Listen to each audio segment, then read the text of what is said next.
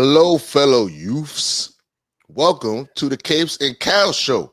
The children have taken over the asylum. That would be myself and Mr. Coy Jean-Drew. Because, Christians are like, I have a family. I want to spend time with my kids. My wife will be mad if I work on the day immediately after Thanksgiving. All that stuff, right? So we decided, you know what, we will still do the show. You should go spend time with your family.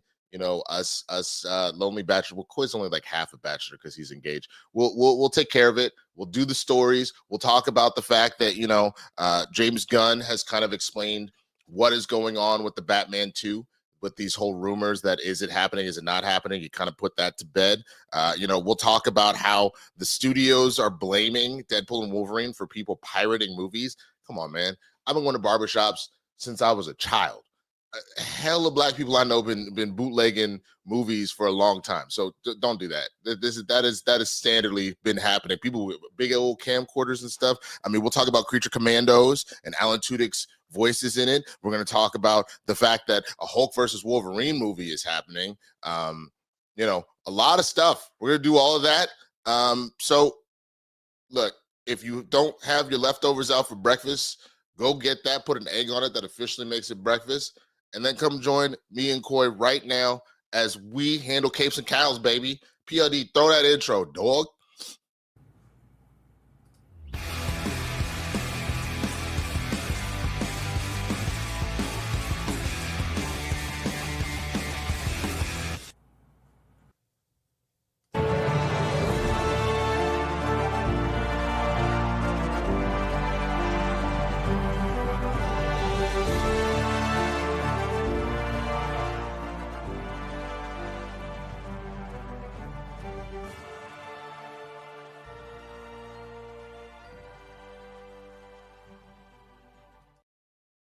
Yo, what is good? I'm Winston and Marshall, aka the Swaggy Blurred, and this is Capes and Cowls. You know what it is. I am, of course, joined by the other half of my dynamic duo, man. We're really Nightwing and Red Hood. Though I guess Coy, honestly, is probably more the Dick Grayson, and I feel like I'm at times a little bit more Damien. Coy Jean-Drew's here. What up, bro? What's good? PLD, goddammit, bring him on the show. Was that just audio? Was I just it was nothing. You just weren't there. I'll just I thought you were gonna make a Red Hood head reference. I thought that's how you're gonna bring me in, which totally also plays. Actually would have been really funny. I was like, he set me up, this is solid. And then I was like, I'll steal the joke if he's not gonna use it. I'm excited that we have this full power here. Like it's we got what, like 80 something to beat for the week, and it's us. I got a lot of confidence after last week. I feel like, the people are post gluttony, just like sitting bellies full of stuffing, want to celebrate with us for a couple hours. I feel like it's our time. That's what it is, which I got to ask, dude, what did you make? Did you make anything, or were you just the bum that ate everybody else's food? No. So this is my first ever Thanksgiving, like as a fiance.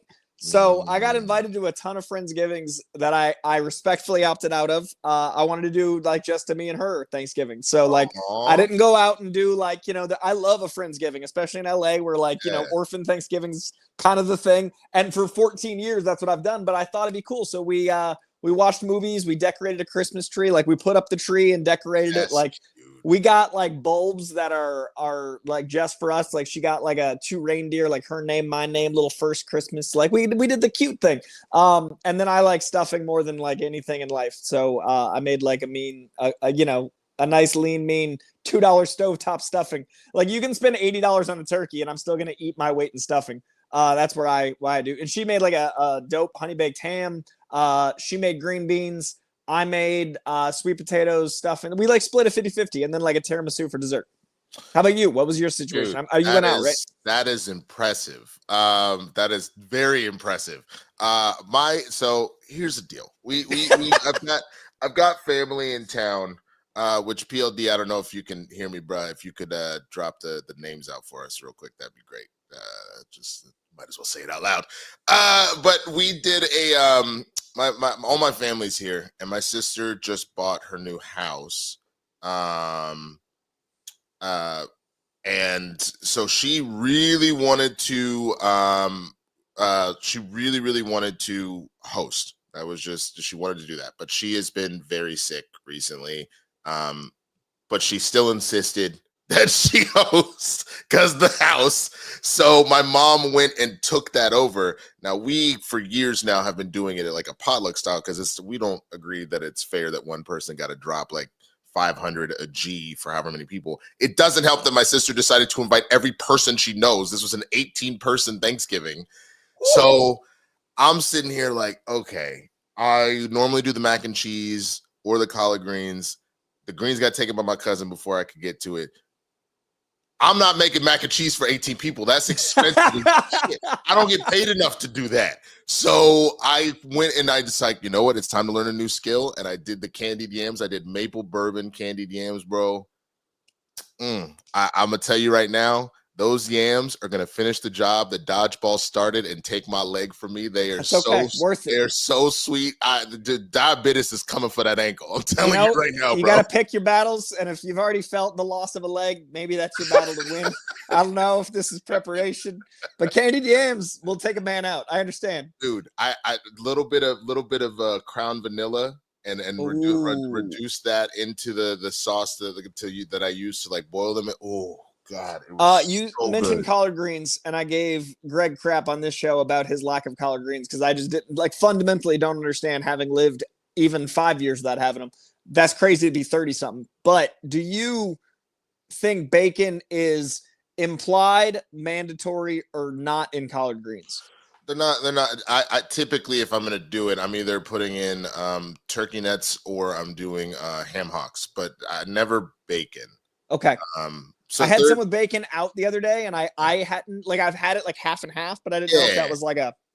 No, I mean you like, again, you typically want some sort of meat base in there. There's gonna be, obviously, that I think the funny part is, I remember we had somebody over one time. They're like, "Oh, this is a green. There's not going to be any meat in it." I was like, "Yeah, there is." That's not collard greens. So green. I was like, "Then it's not collard greens." I don't know what to tell you. You need the meat juiciness in there, and that's part of what brings out the full flavor of it. There's some wet spinach. Enjoy it.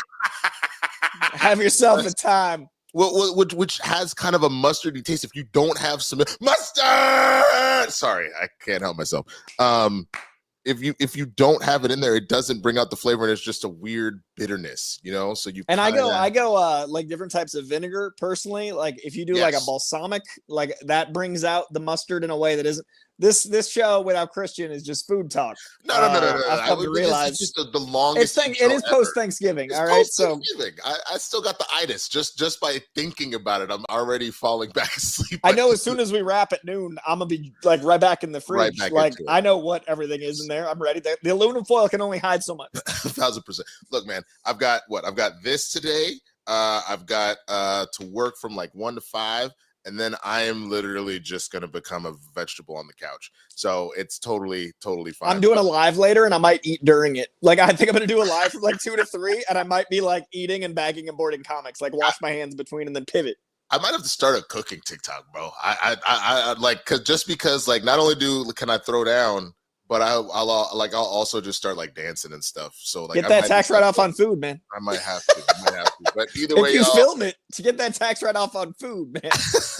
That's fair. But either way, let's get to the reason why we're here, man. Obviously, welcome to Capes and Cowls. As I mentioned before, we got all these great stories to go through, man. Some a little more scary than others. But I say all that to say that y'all know that what the deal is. Throughout the week, we have a competition to see who gets the most questions, who can get the most engaged on the show. Currently, the record is being held this week by Roca at 82. I comfortably feel like we can go Wilt Chamberlain on his ass and pass that. And I just reach out to y'all and say, help us do that. That would be super great. You know what kind of message that sends to Kristian if without him we're able to pull that off? That would be huge. All right. And with some of these stories that are here, let alone with what just happened during Thanksgiving, everything from whatever y'all ate and stuff like that, because I'm actually genuinely curious, because my fat ass is always trying to hear about other delicious things that happen. Or, Coy doesn't really do the sports. I'm sure some of y'all saw the fact that the Cowboys won, that the Bears blew it and ended up firing their coach. Like, a lot of stuff happened on Thanksgiving yesterday. So you got them questions, send them in. Coy, anything you want to add to that or anything?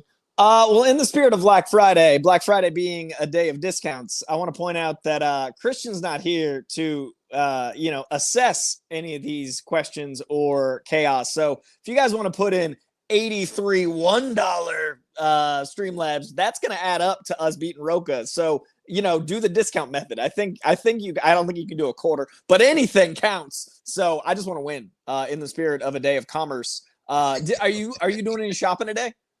I don't know because I have to work all day. I typically now I'm a Cyber Monday person. Like Okay. there's no need to go in and I'm not fighting grandmas today. I did it online. Like I got $300 off on a MacBook. I finally got a computer that's gonna be like able to plug a microphone into it. Shit, from who? Dude, $300 off at Costco, $200 off at Best Buy, but $300 off at Costco includes an extra year of Apple Plus warranty. So I got 2 years of warranty and So I'm going to Costco to pick it up. Because I need a computer. I need a more of a because I have a laptop that functions, but it's not going to be able to stream stuff. I really need dude, I got an M4 MacBook Pro for pretty good price. So I mean, I'll actually be able to use a microphone in the show now. Dude, that would be great. Instead of doing your Juju impersonation, that would be. What I don't understand is honestly it just sounds like better like this, which is the sad part. But then I look like an agent from the Matrix. So either way, y'all, you already know what it is. Send in those questions. We will get to them in the second hour of the show. But for right now, PLD, if you'll go ahead and throw up this first story, let's talk about the Batman Part 2 as James Gunn sets the record straight on it. So, the Batman Part 2, James Gunn is setting the record straight on claims DC Studios plans to scrap the sequel. This is brought to you by Comic Book Movie and Mark Cassidy. I'm sorry, Josh Wilding. I'm smoking crack. Sometimes you got to read letters wrong. Sometimes you see a letter and you go, not those letters. I'm going to say these letters. It's all good. All right, you got to scroll down just a little bit more there, PLD. It's fine. With rumors once again swarming about James Gunn's supposed master plan to scrap the Batman franchise, filmmaker has made it clear that DC Studios does and will continue to support Matt Reeves. Now, when DC Studios was formed, fans immediately started wondering what that meant for the Batman franchise. James Gunn was quick to assure them Matt Reeves' plans for the Caped Crusader would play out as planned. I'll bet at a time when The Brave and the Bold was also announced. That meant there would eventually be two different versions of The Dark Knight on screen, with Robert Pattinson's Batman competing with whoever plays the DCU version and vice versa. The latter take on Bruce Wayne is expected to be vastly different, though, with the focus on him training his son, 10-year-old Damian Wayne, as Robin. DC Studios has since become involved with the Batman franchise, giving notes on The Penguin and reportedly considering turning Reeves' now scrapped Arkham TV series into a DCU set project. Gunn has been nothing but supportive of Reeves on social media, but for whatever reason, rumors continue to persist that he plans to scrap the Batman franchise. It's a baffling claim because even if the filmmaker would rather not have Andy Muschietti's movie facing off with Reeves' trilogy, there's no way Warner Brothers Discovery is giving up on the Batman based on the franchise's critical and commercial success. Now, Gunn has once again weighed in on the rumors and set the record straight on where things stand with the Batman Part 2. Why would you even believe a rando on social networking? That's not social networking. Come on, baby. You mean social media? Damn it, Gunn. Of course not. If it was canceled, it would be canceled. Who has time for charades? The exasperated Superman director exclaimed. I've been one of Matt's biggest cheerleaders for years, since Cloverfield and the Apes movies. We are eagerly awaiting his script. This comes after Gunn recently said there is no set timeline for anything when it comes to Batman's planned DCU debut. We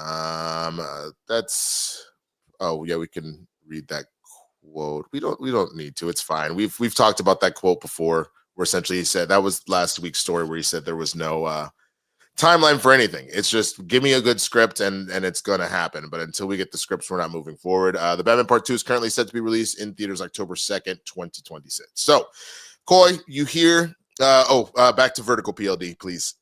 You hear that story.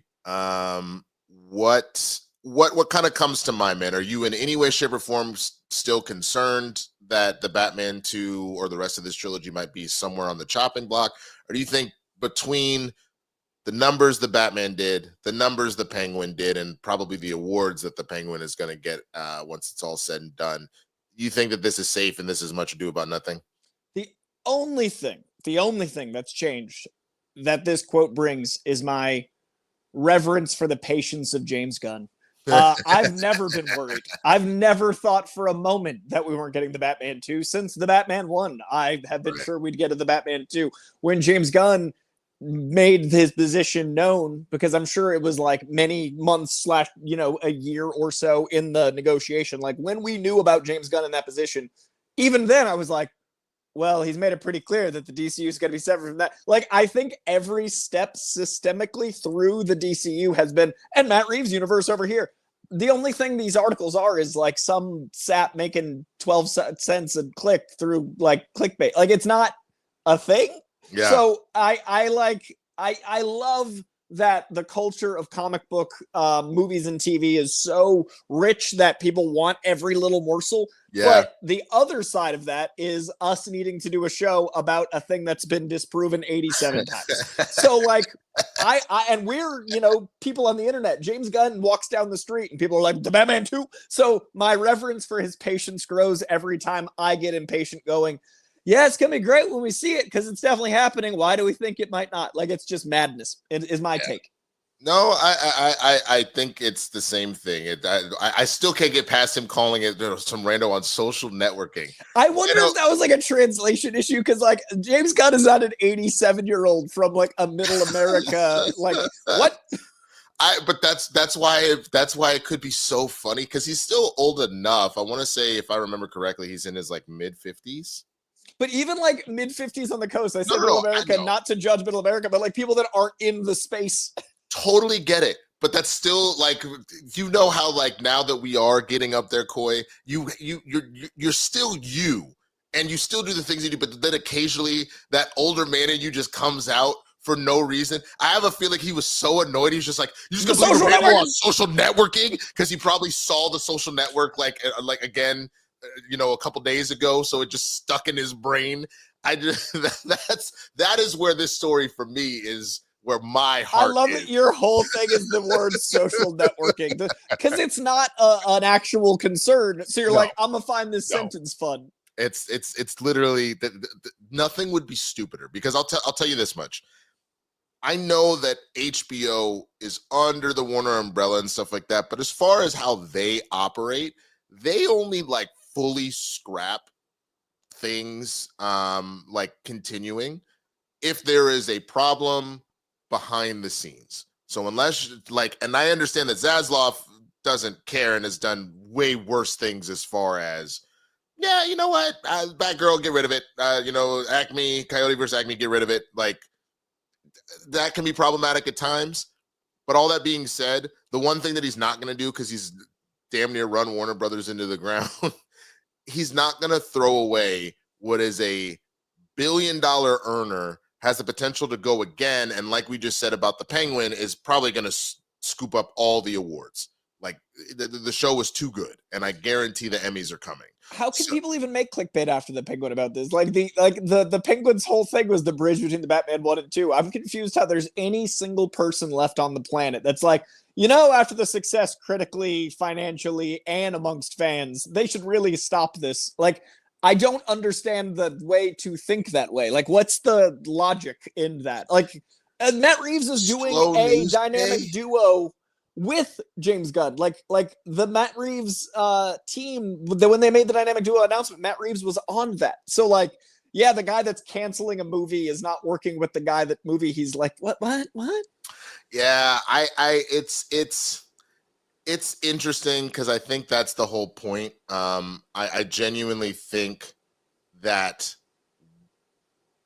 people, especially because the year is winding down, they feel like, no, let's just push the buttons. Like, let's. And December's great revenue for SEO, like, because right before the election is great revenue, and then right before Christmas is great revenue, and then January is traditionally pretty. And this is something I'm keeping in mind is like, YouTube payout's going to be tiny in January. So like, I think it's the last bastion of like news. And then next year is, Creature Commandoes starts in a week. And so James Gunn's going to be able to have actual conversations while promoting Creature Commandos going right into Superman. So it's these idiots' last, like, it's not happening. Like, it's their last clickbait. So get it out now, you incels. And that's it. Because like the funny thing is, as far as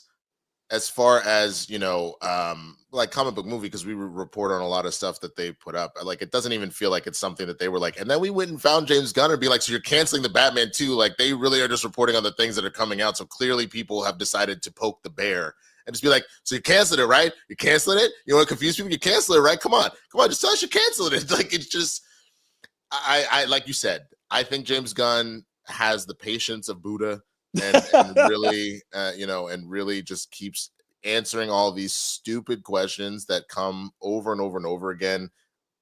But it is what it is. I don't blame people. They're concerned. DC has not been very quality over the last few years. You've had gems, again, like the Batman, like the Penguin.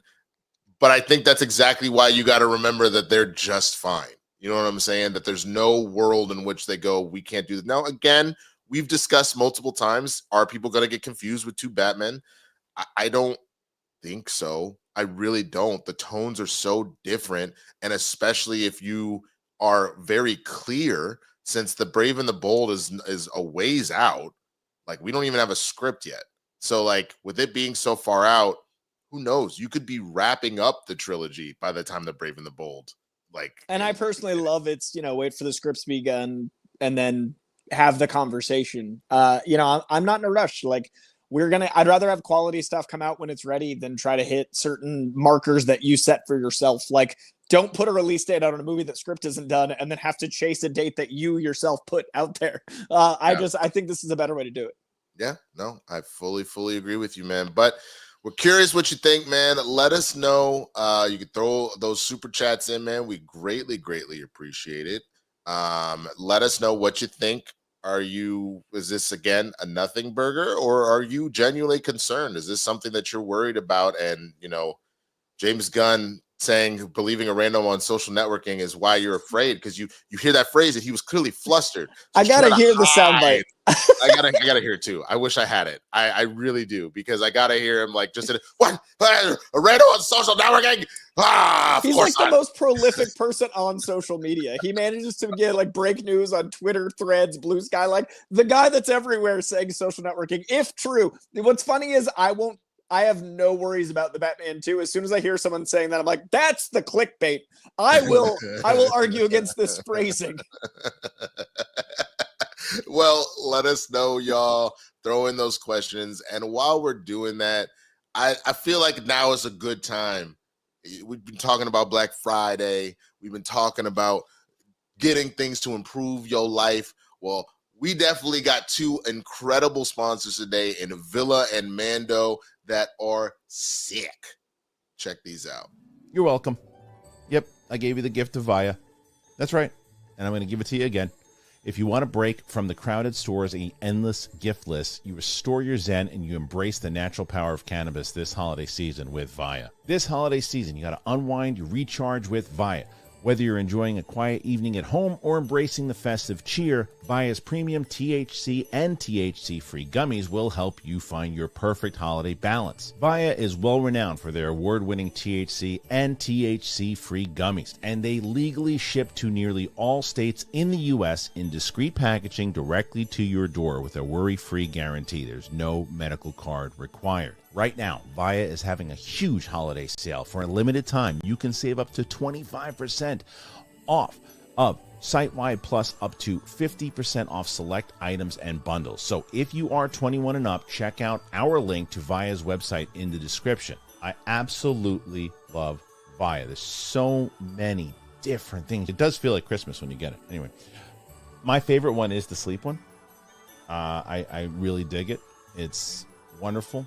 Really nice dreams. Use that code Kristian for 25% off. And after you purchase, they're going to ask you where you heard about them. you got to support our show, and you tell them that we sent you this holiday season. Enhance your everyday with Via. You're welcome. Hey, Mando, y'all been running around, working out, just walking, and you're like, oh, that stinks. No matter where it is, your pits, your nuts, you need Mando. I like Mando because it's smooth, baby. But I like when I'm in the shower and I'm using any of the Mando stuff, I'm like, oh, I smell wonderful. And I didn't know how it was going to work before I even knew about Mando. And then now that I do, I can't go back. I love it. Deodorant is wonderful. It is safe to use anywhere in your body. You can use it on your pits. You can use it on your nuts. You can use it on your thigh, no matter what, your belly button, your butt. There's a lot of different variety of fresh scents that you can do. Bourbon leather is the one. I talked to Winston about one. That's the one I think he uses too. 12 hours after the shower, the average man's Grundle odor level was 5 out of 10. With Mando, the average Grundle odor level is a 0. Mando starter pack is perfect for new customers. It comes with a solid stick deodorant, cream tube deodorant, 2 free products of your choice like mini body wash and deodorant wipes, and free shipping. As a special offer for our listeners, new customers will get $5 off a starter pack with our exclusive code. Big thing. That equates to over 40% off your starter pack code. You got to use that code Big Thing. Go to shopmando.com, shopmando.com. Smell fresher, stay drier, and boost your confidence from head to toe with Mando. Use that code Big Thing. Wow. I really got to say, man, I think the funniest part is like, hey, first of all, let me apologize for calling it a villa. It's Via, as Kristian said like 50 times in that ad. There was a typo here on what was going on. But I am a huge fan of the fact that we have got both of these sponsors, man. It is super, super dope. Like Kristian mentioned, the sleep one. It's always very nice to be able to, relax and whatnot and be able to help get to sleep. So again, and then we have talked about Mando before. It does help. I'm gonna be honest with you. Your boy be out here throwing them weights around. So you got to make sure you ain't smelling funky while you in the gym. Coy, have you had a chance to try out Mando yet, bro? I do like Mando because I struggle with aggressive smelling deodorant because then it's like an odorant and then it's like a cologne. And like I personally don't like people knowing I'm coming before I walk in the room by a scent, whether it's pro or con. So yeah, I like Mando because it's like a neutral.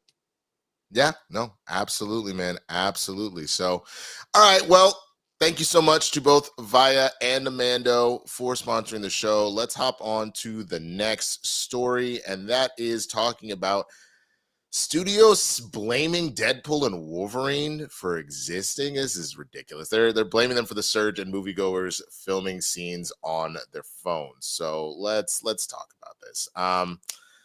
This is Josh Wilding from Comic Book Movies. This past weekend, movie lovers on social media were once again debating theater etiquette. Wicked is full of memorable scenes and unforgettable musical numbers, including a triumphant final act rendition of Defying Gravity by Cynthia Erivo. Even if you haven't watched the musical, chances are you've seen footage of that online because it's somehow become the norm for people to take their phones out and either record full scenes or take photos in Wicked's case, the opening titles. Variety has shared an interesting piece on the controversy, speaking to one anonymous studio exec who pointed the finger at Deadpool and Wolverine. Something happened post-pandemic where movie theater behavior has really changed, the unnamed exec told the trade. They have a different relationship with the material. It's all just content to them. Something really happened with Deadpool and Wolverine. They're referring to the fact that filmmaker Sean Levy and stars Ryan Reynolds and Hugh Jackman all shared bootleg footage from fans of various scenes while promoting the Marvel Studios threequel online. Rather than those expos being hit by the usual copyright warnings, they were allowed to rack up countless views to spread awareness and excitement, as you can see in the example below, which ultimately did get taken down. Reynolds' spokesperson didn't return requests for comment, and Levy chose to say nothing. However, a source familiar with Levy's thinking said he never intentionally shared material shot in theaters and is strongly opposed to piracy. Meanwhile, Universal Pictures did not comment on the Wicked piracy, but a source with knowledge of the company said internal teams are active in removing the illegal footage in most cases. Sounds like studios aren't equipped to deal with platforms like X, Instagram, and TikTok being flooded with bootleg clips. While they act fast to remove full leaks on torrent websites, for example, taking down countless individual posts requires a completely different approach they're simply not ready for. This comes after Dwayne "The Rock" Johnson encouraged moviegoers to sing during the Moana 2 screenings Those comments have been widely condemned by film lovers. Then you see this tweet here from Sean Levy. Rarely have Ryan Reynolds and I had more fun writing anything for anybody. Hugh Jackman took this speech and used every word as a murder weapon. Wolverine might be the only character in the cinematic universe to shut up Deadpool. Oh, that scene where he's cussing him out in the van, I'm assuming is what that link goes to. Yep, this last part is just saying that who's in Deadpool Wolverine, which is now available on digital 4K.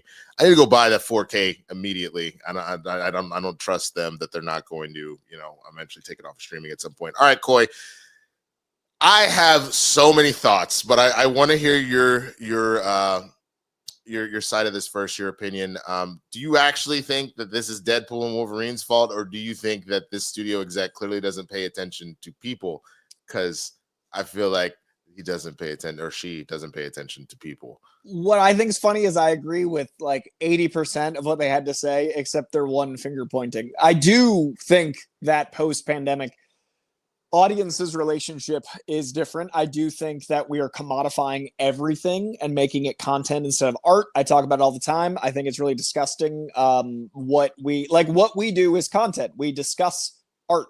Like, this isn't art. It's two people discussing, and that's okay because it's different. If someone wants to film us talking on YouTube, weird, but go for it. But like, it's happened. Oh, dude, people, the amount of I love the montages of really angry people making supercuts of me saying things about like supporting minority groups and like being an advocate and becoming like part of a team. Look at this shill marrying a black woman so Winston will think he's cool, and then saying he likes Black Panther so Winston will think he's cool. You just like shilling to black people, Coy. It's great because it helps me find other creators I might actually like. It gives me like a shortcut. Like when I look at someone say something after me, I can be like, oh, look, it's other people that I might see the world like. So I appreciate those people for taking all the time to save me time to find other creators. But I think it's really short-sighted to blame any one movie because Deadpool and Wolverine came out this year. The pandemic lockdown was 4 years ago. Yep. So the 4 years between then, this has been happening. And so a lot of movies have had bootlegging, and movies since movies and video cameras existed. Like I remember, bootleg VHSs with camcorders. I don't know how people snuck them in. Were they trench coats? Was it 3 kids stacked high in a trench coat with a VHS recorder? We've had them. So I don't think it's fair to blame one movie. I do think the relationship is different, especially with TikTok culture encouraging reactions in theater, which is gross, with it encouraging people interacting, which is gross. If you want to sing in the movie, find a sing-along screening. Do not affect my experience because, yeah, you paid $20. So did I. I do not want to hear you. I want to hear the movie. So the movie theater is as close to church as I'll ever understand. Don't ruin it for the people that want to be there for the movie, and that's what's happening.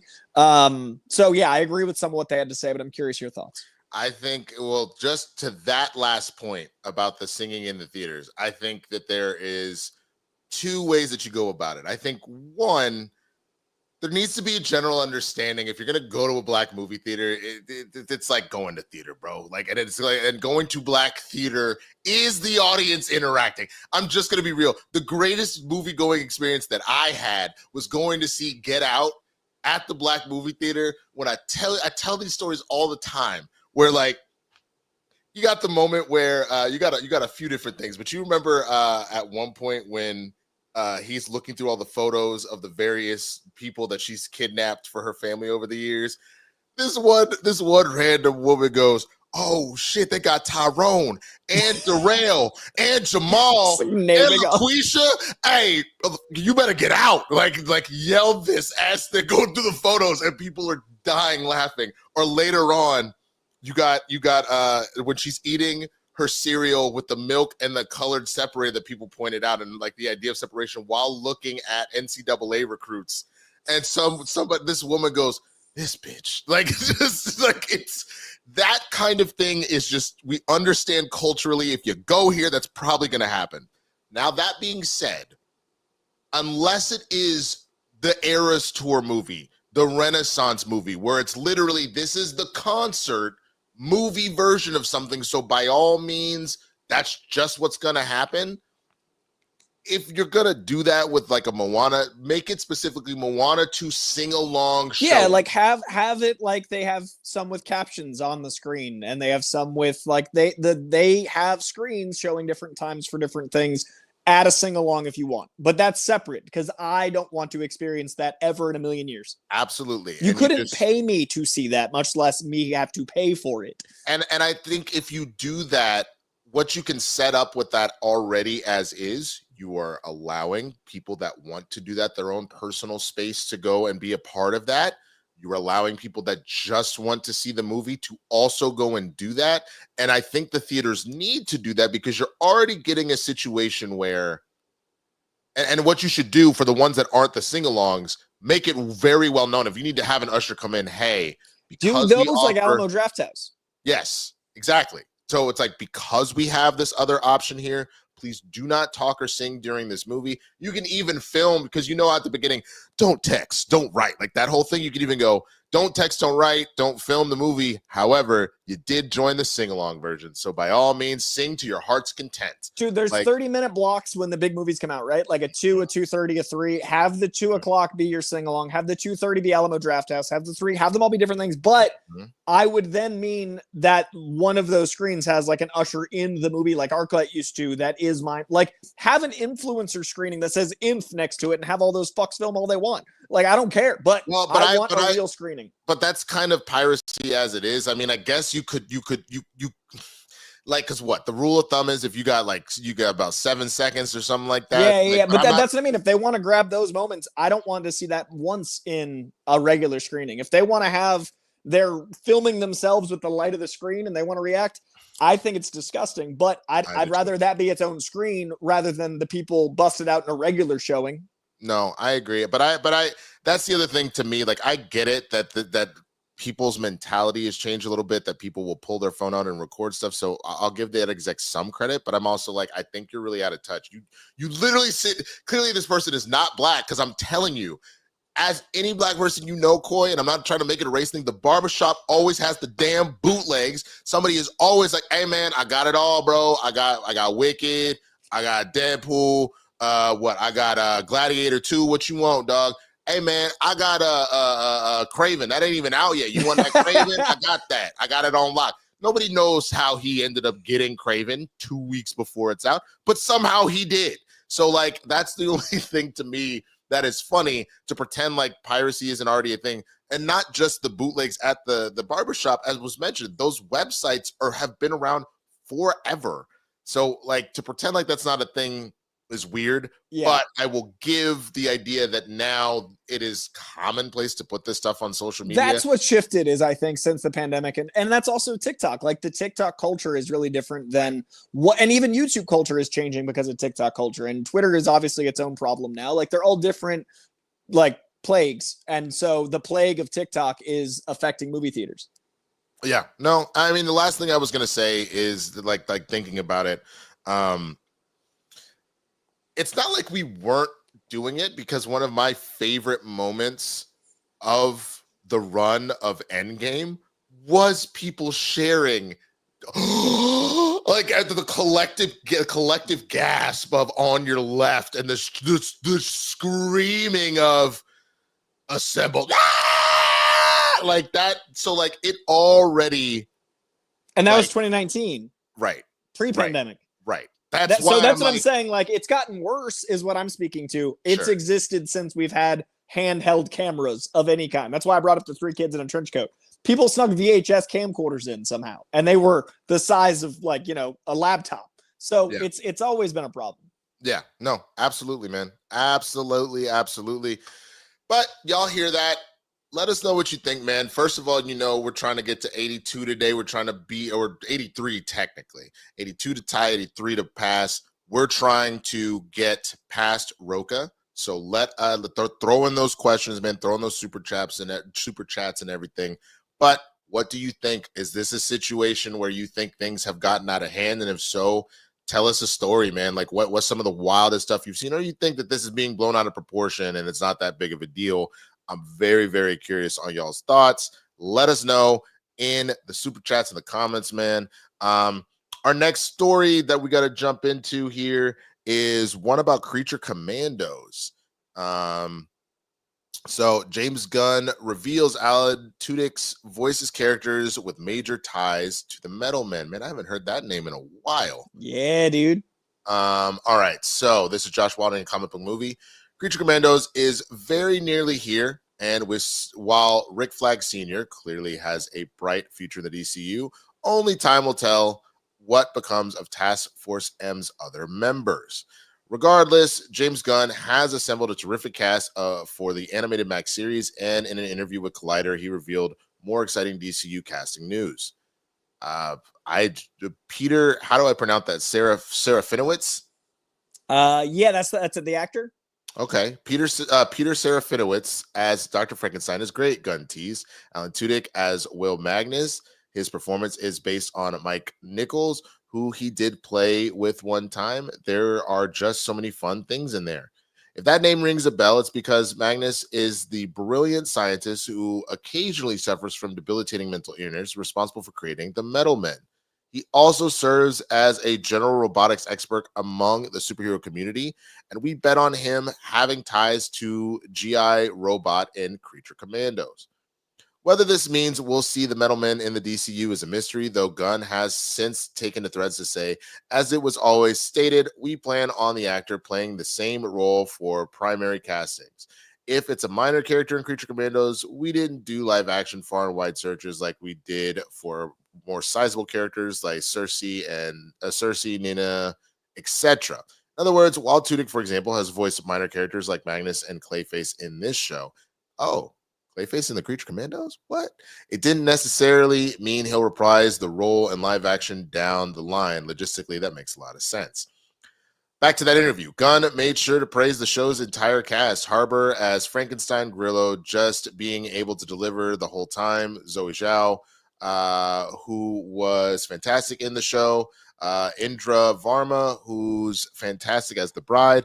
Then also Michael Roker is Sam in episode 3. Such a pathetic, sad guy and so different from the characters that Roker has normally done. He also cleared up some recent continuity confusion. Peacemaker season 1 is basically canon outside of the appearance of the Justice League. We kind of talked about this last week, which you'll see something about in Peacemaker season 2. He explains Suicide Squad is probably a little bit looser. We know that Rick Flag Sr. is angry because his son was killed by Peacemaker, so we know that situation happened in the past. We have something to refer to think of what it might be like that happened, but that exists as canon because it was mentioned in Creature Commandos, not necessarily because it existed in Suicide Squad.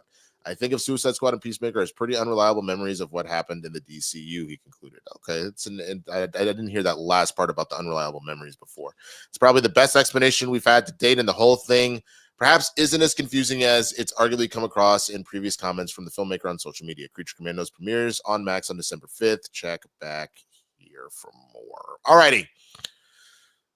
So, I think that it's one of those things that Alan Tudyk is just such a prolific voice actor. He's a prolific actor in general, but he's such a prolific voice actor. I think it was easy to be like, hey, my guy, can you come over here and do the thing real quick? Because, even though Gunn didn't work on Doom Patrol, like Tudyk has done a lot of DC stuff already. And I think that might have been like, even though he already loves Tudyk on his own, just probably being like, hey, bro, you already do so much for them. Would you be willing to come and join Creature Commandos and do some voices and stuff? And I think that that's probably what ended up going on. But Coy, what do you think about all of this, man? I think Tudyk is such a talent. I've moderated panels with him before, and he is like, he can change 3 voices to have a conversation with himself on stage, and they feel like different people when you're sitting next to him.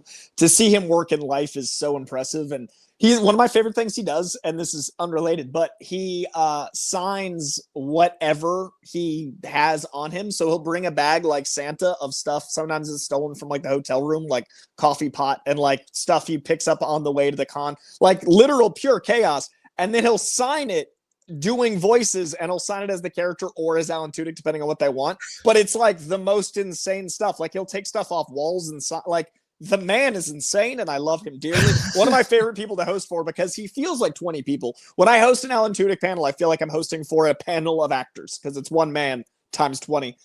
So him as anyone, I'm always excited for. Him as multiple people, I'm more excited for because I know what he brings to a project. This has me excited. Like, these are names you don't get to hear a lot. This is a lot of like comic book lore come to life that excites me. And I love this idea of canon because that's how I always see canon. Like, when you read a comic book, the writer is looking at 70 years of lore in some cases. The writer is looking at 20 years of lore in some cases. And no matter what, they're picking and choosing what works for that storyline. So it makes sense that if it's mentioned, well, it's canon to the storyline. I think that's also life. Like, in our life, history is written by the victors, unfortunately. And we were raised to think that Columbus was a nice guy until recently, compared to the scale of America. So I think that canon events are also something that happened in our life because we celebrate Thanksgiving a little differently than we did in the 90s. So Right. I don't know. I think it's all relative to the story being told. No, I fully agree. I mean, just on the Alan Tudyk level, man, I've been talking about it. Like, I just wanted to pull up the sheer amount of things that he's done, right? So he was Green Arrow in Young Justice, the Injustice game series, and an Infinite Crisis game. He was Simon and Captain Cold in Young Justice. He's the Flash in Batman the Brave and the Bold. He was Superman in Justice League War. He was the Joker, Clayface, Calendar Man, Dr. Trap, Condiment Man, and several other characters of the Harley Quinn show. Mustard!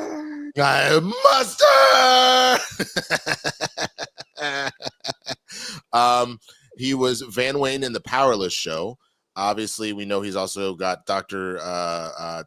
Phosphorus in Creature Commandos. But I think probably my favorite thing that he has done DC-wise has been Mr. Nobody in Doom Patrol. He was fantastic, and that actually makes sense now with you talking about him being like crazy in a good way.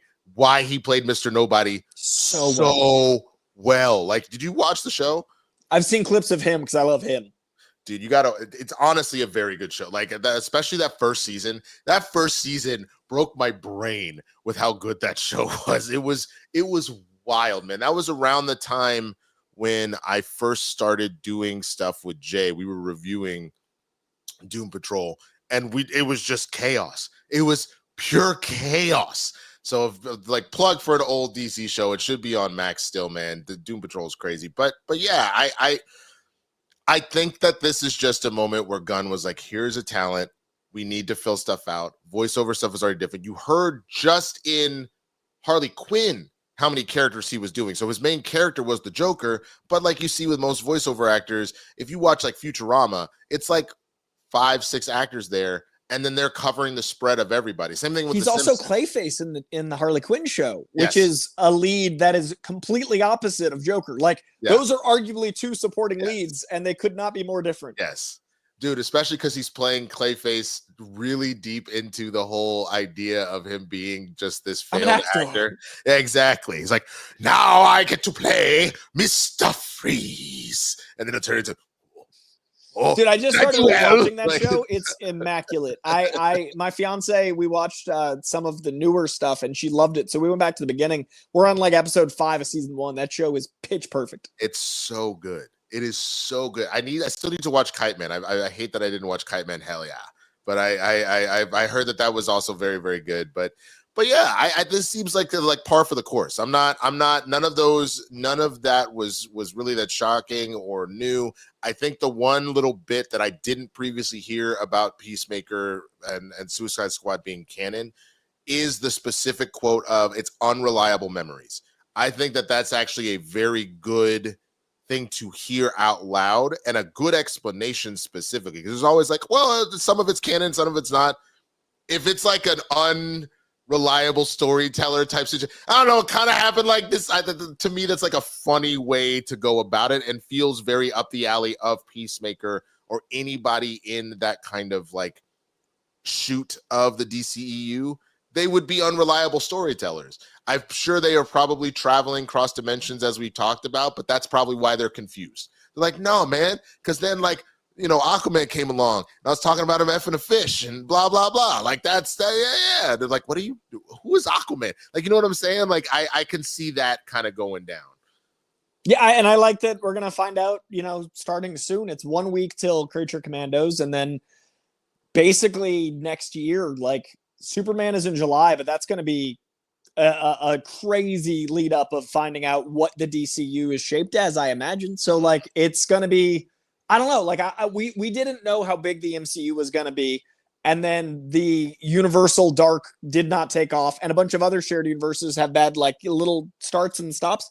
I'm really excited to see something that feels like, it's got some pacing already figured out, and it has some ideas, and there's a shape, and it's gonna be fun to see something assembled, for lack of a better term. No, I fully agree with that. All right, so let us know what you think, y'all. Let us know if you're feeling the same way. If you feel like, again, makes standard sense that a very talented actor and VO artist would be doing multiple characters and not necessarily associated with the live action stuff. You could save Alan for something that makes a lot of sense and all that. Let us know what you think. PLD, real quick, what's the count so far on the questions as we're trying to push into to 82 today? Did PLD leave? He just abandoned us. He's might done. Have just dipped on us, bro. He's like, we're good. I'm out.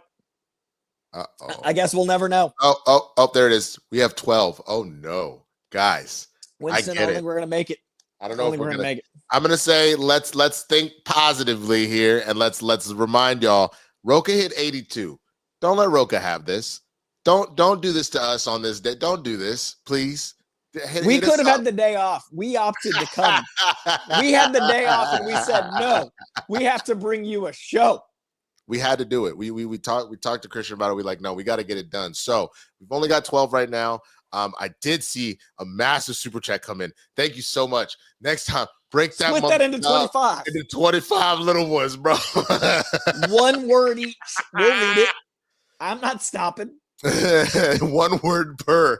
I know it's annoying, but I would really, and your credit card company would probably be like, this is fraud. Why? 100%. By the 12th one, and we wouldn't know the whole sentence by the 12th one, be like, we're not going to approve this. Sorry. But no, please, we would appreciate y'all sending that stuff in and get those questions going. We're trying to win, baby. That's what we win, baby, win. All right. We got one more story for you, and this one is pretty exciting. For those that did not hear, there is a rumor popping off that Marvel Studios has said, do it. Give me the Hulk versus Wolverine. So this is Josh Wilding at Comic Book Movie.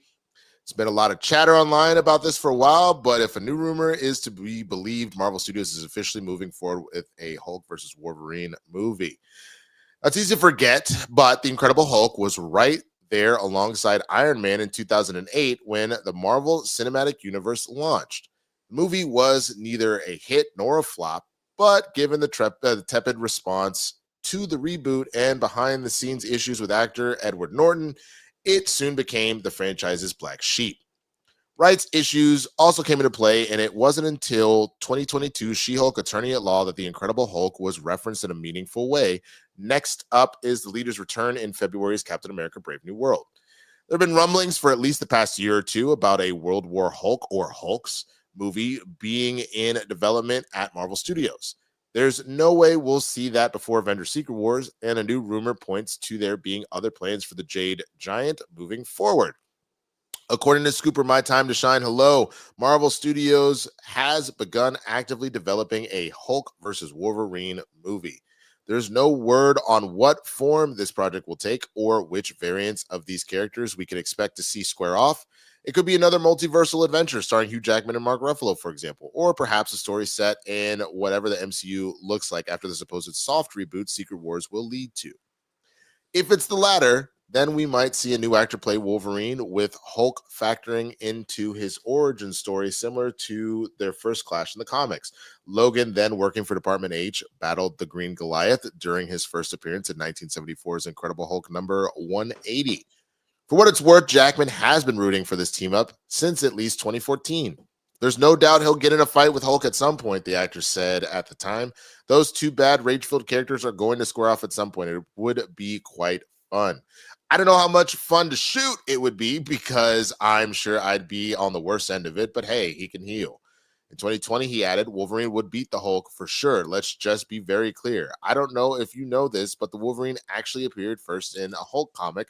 He was like a last page, some guy coming. So it was the Hulk series he appeared. So that's sort of where that feud came from. And then Wolverine sort of took on this whole life. So I'm sure the Hulk is very jealous. Deadpool and Wolverine tease the clash, but it seems Marvel Studios might be saving the full fight for its own movie somewhere down the line. All righty. Coy, you hear that? We are potentially, this rumor is circulating that we're getting this Hulk versus Wolverine movie. Are you here for it, or you're like, we've already like got these two characters established. I don't need to see it. It's not that big of a deal. I think it's a smart idea for a new Wolverine or new Hulk. I definitely think we need to get back to rage-filled Hulk. I think Smart Hulk has run its course. So if that means we get Rage Hulk, but because like Smart Hulk wouldn't fight Wolverine, so that would imply, rage-filled Hulk. I love the idea of nodding at the first appearance.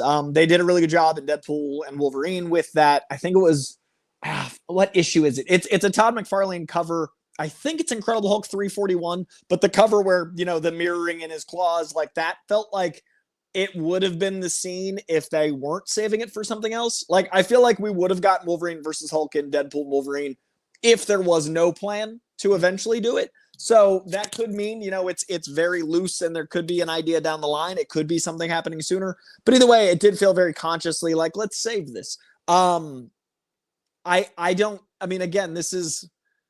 it's an iconic thing from the comic books, and that's what it feels like the internet just does now. I could just type like Spider-Man in black suit in Spider-Man 4, and then I just put up a picture of Amazing 252, and everybody's like, it's happening. Like, it's just someone making a couple bucks by saying a thing is happening. I really struggle with this rumor-based internet phase.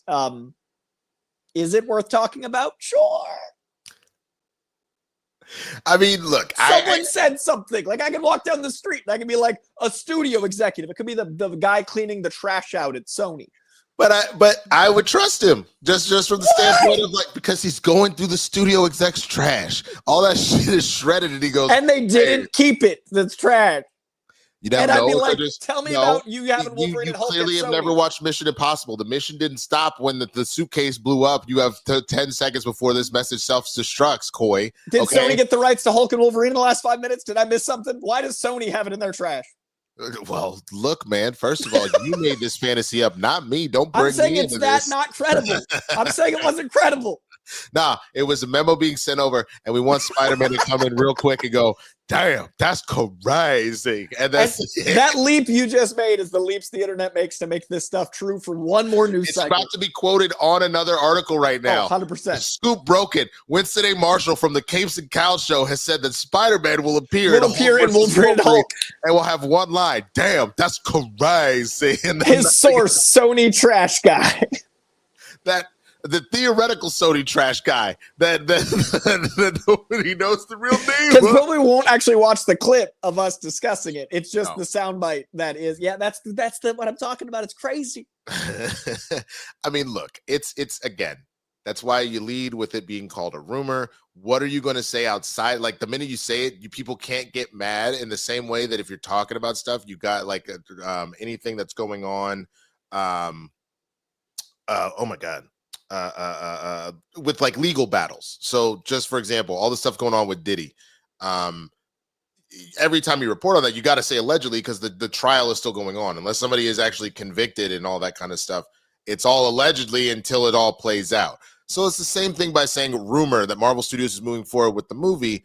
It's rumor, so you can be like, all right, I'm gonna take it with a grain of salt. It might be happening, it might not be happening. It'd be cool if it happened, but it is what it is. We'll see what goes on. So this one just feels like it doesn't have anything except for someone saw that their first appearance was together, and then that scene, and they were like, "It's happening." I mean, this one just, there's rumors, and then there's like fabrications. I mean, I get it, and you know, the funny thing is like them doing that, I think, is more them realizing, look, Hugh Jackman wants to play some more. We can get him to stay kind of on for a little bit, and then find other unique ways to do it, because it sounds like there will probably be, like we had already heard, they're still looking at a Deadpool 4 with him and Wolverine. But we've already heard rumors of a Deadpool and Spider-Man team up So then it also makes sense you might have another one over here with Hulk and Wolverine. I mean, all of these would be good things. And duos would be great, like what you're describing. Like, I'd love to see, things that feel like big moments that don't have to have 35 cast members. Like, exactly. I'd love that. So yeah, I'm all for it if it's true.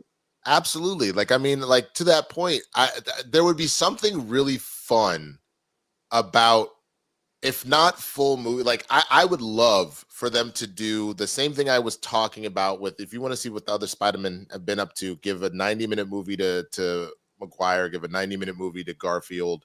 And what have you been doing? What have you been doing? How cool would it be if we actually got to like that comic thing where it's like, and in this issue of Captain America, Black Panther, and like Black Panther shows up for like a 90-minute little whatever, and they're doing like a 90-minute movie. And then you have a movie for Doctor Strange, and it's a 90-minute movie, and he teams up with Blade. And then you have a Spider-Man movie, and it's a 90-minute movie, and it has like the idea of you give us an amalgamation of you went to the comic shop and you read all of the trades, all of the issues that came out, and it would be, and in this one, like you used to see on the little panel up at the top, this one features Spider-Man and the Thing and Deadpool. Like, I think if we can get budgets more reasonable, that would have been a really cool thing to do as special events on TV on the Disney Plus. I think if we get the budgets reasonable, it would be a good way to have more sustainable stuff in theaters. But you know what I mean? Like, it would need to be in that 100 to 150 range, not in that 250, 300 range. Right. So if you could do that with two characters, now obviously Hulk is not something you can do a low budget version of, right. But like some characters like you're describing, I would love a road trip comedy with Spider-Man and Deadpool because the dialogue is the fun for me. Right. So like, yes, please. Because I'll tell you, for all of the, like, I understand people not liking She-Hulk. I personally did, with the exception of the ending. But I think, for example, what I kind of described was literally the episode with Daredevil. He kind of like popped in almost as if it was like a She-Hulk comic and was available just for that one issue. And then like disappeared, like, okay, peace at the beginning of the next issue. And then that was it. Like, that to me is the way you want to be using characters that kind of flow in and out, especially in, like you said, the TV element of it. I think that that's how you stay close to your comic lore, but make it, a visual medium outside of like, well, obviously comics are a visual medium, but you know what I mean? Like a movie or a TV show. But either way, I'm curious what y'all think. Would you actually go and see a Hulk and Wolverine movie? Is that something that you would get excited about? Or it's a rumor, like Coy said, who cares? Like that, why are you reporting this? I only got sassy because this one felt like it came out of nowhere and got tons of people like thinking it was true. I'm okay with rumors being reported as rumors, which is why I'm okay doing it here. Like, we talk about rumors. My problem is the internet, they cut out that first word rumor and then it's everywhere. And then all of a sudden people are asking where that movie is, and it's not Marvel's fault. It was never real. So like, it's just, that needs to be the context. Well, that's the thing that's wild to me. If you don't, let me tell you this right now. You can talk about whatever said rumors and get hype about stuff all you want. If you do not see an official release from a studio, stop it. It's all just speculation that you get to go. We used to do that back when we were kids, bro. I don't know if you remember when we were like, hey man, and I heard that they're doing a Power Rangers Ninja Turtle movie, bro. They're gonna do a crossover because like that was so good, and the Power Rangers movie good, and they all do martial arts. It's gonna be crazy. That never happened. And as long as you know that's what it is, that's all I'm speaking to. It, like, my little tirade is just about context. As long as people know that it's a rumor and we're talking about a rumor that might have been said by Sony's trash guy, then that's okay with me. It's when people take it as the gospel, then it's a problem. Exactly. No, that is exactly true. So let us know what you think. Send in those super chats. So again, we are aiming for 82 here. We're trying to get to 83 to beat Roca. PLD says we are at 19. Whew, come on, y'all. I believe in you. You could do this. We got 55 minutes to figure it out. If we don't get there, I mean, I guess we'll end up ending the show early, but we're definitely gonna try. So again, we had a lot of stuff we talked about. Let's see. You got whatever Thanksgiving food you made or ate. Definitely throw that in there. I'm very curious on what people were munching down on. We talked about the Batman 2 still happening, to not worry. We talked about what studio execs blaming Deadpool and Wolverine for piracy, Alan Tudyk, and we just finished wrapping up about Hulk versus Wolverine. So let us know what's going on. Again, send in a bunch of two. I appreciate it. Somebody sent in a $50 one, like I mentioned earlier. Thank you so much for the generous super chat. Send in the little cheap ones. Like sending that. Hi, Yoshi. Hi. Oh, is your foot asleep again? Okay. Hi. Hi. Yes, it is. She's hopping around like a like she injured. But either way, send all of that in. We're up to 20 now. Great. All right. So I think I can see them. All Winston, right. plug your channel. Oh, right. Let's do plugs. So let's start with Coy. Go ahead. PLD, give him the spotlight, man. Throw him on the solo dolo. Follow me at Coyjandreau, COYJANDREAU. Later on today, I'm going to be going live probably about 2 o'clock. I do the comic side of stuff. I really focus on the comics themselves. I go through 70 comics a week, and then I give you my favorite 9. I try to make them the most approachable, as well as my favorites of the week. And I bring you all the comic book news that has been confirmed by the studios, that has been confirmed by someone that isn't a trash guy. And I really try to make it clear what's actually happening. Every single week I do that show. I also am reviewing Dune Prophecy. I'm also going to be reviewing Creature Commandos. Also going to be reviewing Spider-Man in January. So every big genre content show reviewed, every big movie on Fridays reviewed, plus a weekly show about comics in December. The goal is I've outlined like 39 things to drop in those 31 days, which might kill me, but I'd like you to be there for my death rattle of content. So head on over to my page, please. We're almost at 40K, and I really, really appreciate growing my own page. I do lots of guest appearances everywhere. I'm trying to grow my own. And last thing, next week, I think Tuesday, I got a pretty cool announcement coming, so stay tuned for an announcement from me. And Winston is better at editing. I'm gonna use my plug time to plug Winston's channel, because then it's like, you know, me being selfless because Winston won't say it. His editing is like some of the best I've seen in the YouTube space, like for a solo person, not like outsourcing it. And the stuff he's making, like he's funny and he's good at this. So that plus the editing, it's a really undervalued page. So get in while he actually has time to respond to all the comments, because there'll be a day like I'm approaching, I can't hit everybody and I'm trying. Winston right now, follow his page because he's approachable for now, man. But it's too good a page to stay that small. Yeah, now I know what I'm thankful for. Coy, man, go ahead and throw up on the solo real quick, PLD. I same thing. You can find me at the Swaggy Blurred on all of the platforms, man. The Blur breakdown that was out for Thanksgiving is going to be out as soon as we wrap up here. I need to go and edit that real quick. So that'll come up. I covered some of the same stories here, but there's definitely some variety. And that show that I do, Blurred Breakdown, is a pop culture show when you need to know, see what had happened was. So I covered not just the nerd stuff as far as comics. So this was a very nerd heavy episode. I also have a segment called Diddy or Didn't He, which really dives into the stuff going on with Diddy, and including the fact that apparently private investigators going after people talking about Diddy on the internet. So if I disappear, y'all know what happened. I clearly got off by Diddy, man. Had a freak off. I got freak offed by Diddy. Pause. Wait. All of this is weird. Winston, this is live. I'm not sure the context of what you were. I think you were trying to say get taken out, but killed. It sounded. I got killed. Yes, that is more what I was trying to say. But but other than that, man, I also have restarted my Breakfast Mayhem news show. That you can find that on TikTok and Instagram. I've actually started shooting them horizontally. I've started shooting them the regular formatting, so I'm going to recut them for YouTube.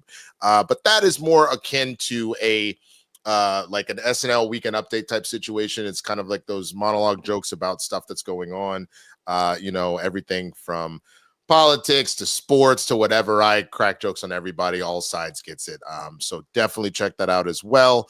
But yeah, other than that, man, you've seen me over with Roka doing Game Time and Spill the Tequila. We've got maybe a Game Time this afternoon. I got to talk to Roka about it. But next week we'll be hitting it. And the last thing that I want to plug, and this is just energy. I'm not even asking for anything specific. My sister is pretty sick, the same one that just got the house. She's got to have major surgery next week. So I will be not as much on the internet next week, so I can be with my family. Just throw, if you're a religious person, throw some prayers up there. If you just, if you meditate, if you have rogue thoughts for people, please just send out that positive energy. We're all waiting on bated breath. This is a very necessary surgery, and we're just praying that it goes well. So I would appreciate just all of that positive energy one way or the other. Because yeah, it's my baby sister. So anyways, let's get to the super chats and the questions. I do want to give shout outs to anybody that is joining as a new member. I see Jake here is joining as a member today. Thank you so much for that. I also think Robert Paulson, Roger Paulson. I think his name is Robert Paulson. Roger Paulson. Thank you. Only in death do we have names, Winston. Only in death. Luke TG1_TTV.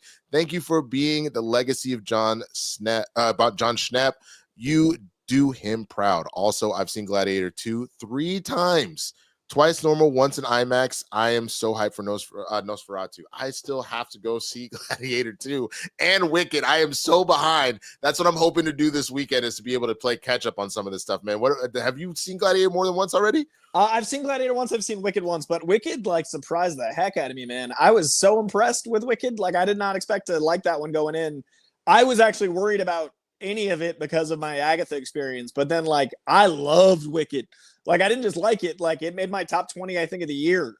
So impressed, so captivating. Like the world building is great. It's immersive. Gladiator's a great sword and sandals pick. It's not like the gravitas of the first one.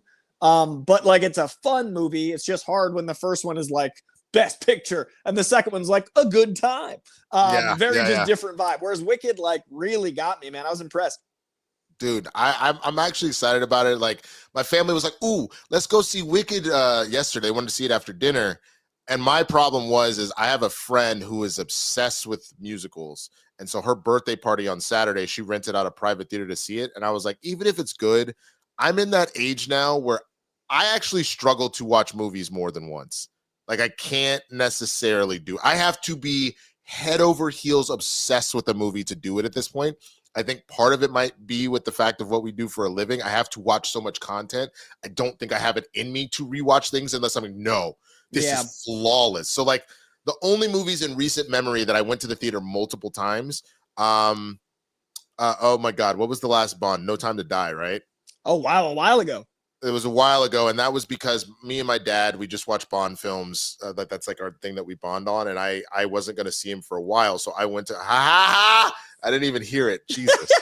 So I had seen it already because I had to again for work, and then when I went home for the holidays, like my dad and I went to go see it together. And then other than that, Endgame, long time ago. I saw Deadpool 3 multiple times. Like Deadpool 3 is so rewatchable. Top Gun Maverick, but yeah, I didn't see and Wakanda Forever, but I saw Dune 2 thrice. I love Dune 2. Jeez, I spent like 7 hours in that movie. Dune 2 1. Oh, I guess Barbie. Not necessarily on purpose, but I saw it through, like, not because it's bad. It's very good, but like two different groups of people, and I was like, you know what? It was funny. I'll go again. So I've seen that I saw twice in theaters and once at home. I am excited for Nosferatu though, to answer that question. I hope we get to, I hope there's a press screening before Christmas, because I want to I want to do a top movies of the year. That's one of the videos I've got scheduled for December. I do not want to be filming after December 25th. So like if I don't get a screening, Nosferatu is ineligible for the Coy Awards. I'm sorry, Nosferatu. I'm not waiting for you. It's ineligible in contention for the 2024 Coy Awards. You don't call them the Coys? The Coys? I'd have to each Y's a different thing. But yeah, I want to do like an actual best of the year. But like I said earlier, January revenue on YouTube's garbage. So I want to get it out by the end of this year, which means I'm not waiting until 6 days before the end of the year to edit that beast. Yeah, no, that would be a mother. Ooh, maybe I should film that sooner than later. That's what I'm thinking. Nice. I might be filming it like next week. And there's still, there's like 10 movies I need to see. And there's only 3 in December that are like musts, but Nosferatu's cutting it real close. Yeah. No, that's that. I'm excited though. I'm excited for it myself. Thank you so much, Luke. Appreciate the question. And the next one from Julius Wyatt. I am 22 years old and have never had collard greens. Sorry, you don't need to apologize. I just feel bad for you. They're delicious. You're about to have a life experience at 22 or 23, and I'm jealous. Yeah, I'm not. I literally, you don't need to apologize. Again, I'm sorry for you.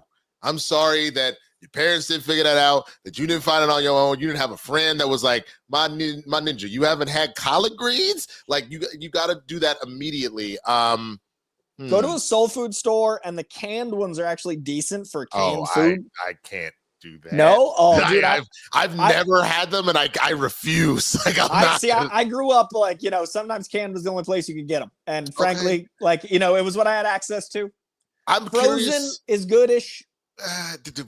You're really testing my patience, Coy. Where do you go in LA that has real collard greens? There's like, you want me to send you the restaurants? There's plenty. As a matter of fact, there's one in Hollywood called Annie's Soul Bowls that I get ordered in. I love that place. It's so good. As a matter of fact, you know There's what? Three Jamaican places on Wilshire, like over the spread of Wilshire. Like Midtown Wilshire has 3 Jamaican spots that I really like. 2 of them have good collard greens. But like overall, I don't think of LA as having like a collard green based food infrastructure. That's okay, like, see, hold on, time out. Let me tell you this right now. Coy, I love you. And I know you I want to love learn. Me, this is me asking. This isn't me like positing that I know. Wife. This is how I know your ass don't go to the hood. You like, do you know how many soul food? There are infinite soul food restaurants in South Central, bro, in Inglewood and Compton. Winston, you don't even have to go that far. I'm asking to go on this journey. I'm not saying I know better. I'm saying I don't know better. Know. I just look, you listen to Kendrick's album. Don't say you love LA when you don't go past the 10. That's all I'm saying, bro. I'm asking to learn, Winston. I'm asking to be taught. I need the education. What I'm saying is I know so little that I buy it canned, and I know that's not right. Yeah, no, all good. We got to fix that. But Julius, definitely check that out. Find you a good soul food spot. Galagos, thank you so much. Saying, hey, fellas, sending my love and support to you while volunteering from Food Drive, wearing a Gunn S shield on my world. It means hope. Thank you so much. And that's awesome, man. That's something that I actually want to get back to. This is one of 2 if you'll jump to the next Galagos one, but I want to get back to doing food drives and banks and all that. That was something that I used to do a lot with my family, so I think I got to look into that myself. So I do the LA mission every Thanksgiving and Christmas. If I got any extra spots, I'll bring you if you want to come. Yeah, man, let me know for sure. And then he follows up with, is there any possibility with the bomb of Flash that Andy Muschietti is still directing Batman? I like Andy, but does the Flash reception put him at risk? We've talked about this a little bit before. Coy, I'll let you kind of tee off here. I mean, I honestly think that, and what I've said before, I stand by. Andy Muschietti, when he is making a movie that he intended to make, crushes. I liked the Flash. I liked a lot of the Flash a lot more than most people. I didn't like all of the Flash, and I don't think that everyone that didn't like the Flash is wrong. There's plenty that had flaws. But when I look at stuff like Mama or It or the things that are Andy Muschietti, I think of the fact that the Flash had 7 directors, 5 sets of writers. Like, everyone was attached to direct the Flash. It was in production for, I think Ezra got cast around the same time as Grant Gustin. Like, it was in that long of a production. Wow, thing. really? Yeah, dude. Like, it was like within a couple years of each other. So like the Flash took, every director coming and going and writing. So I don't even know what Andy was handed. Was he given like show Bible written in like paper and then like stapled in like different notes? I don't know. And that's not excusing the things that didn't work, but it's an acknowledgement of, I believe in him when he's got his own path. And I think he would have a vision for the Batman that would be strong enough that if, he pitched on it and the team that's greenlit all of this great stuff said, that is a beautiful idea. I trust in the system, and I trust in his other work enough that that's kind of it's Alien 3 from Fincher for me, where like that's a lot of studio interference. Yeah, no, I get that. And I think you got to also take into consideration the timing of everything. Like you said, the DCU was falling apart and whatnot, and kind of where we were. I think there was just a lot going on. And I think Andy has proven that he is a good director. This was just a situation that didn't necessarily work out as well. And now you would have also the vision of Gunn being involved. You know what I'm saying? Like he would be able to direct this movie, but he would have his Feige at his back to make sure that the movie plays out how it needs to. So I think that he'll be fine if he genuinely, if he genuinely is out here in these streets doing the movie the way that Gunn sees it. He'll keep the role. As long as him and Gunn don't get in an argument, he'll keep the role. Well, as long as the idea that he positioned for him to get the job in the first place maintains the plan. Like to me, it's not like going to the principal's office. To me, it's like staying on the same page with the universe that, we wanted to make. Like whoever is saying we want to collaborate, as long as we keep that going, then we are on the same page. I don't personally see that changing unless something changed in the vision. Right. No, I agree with that.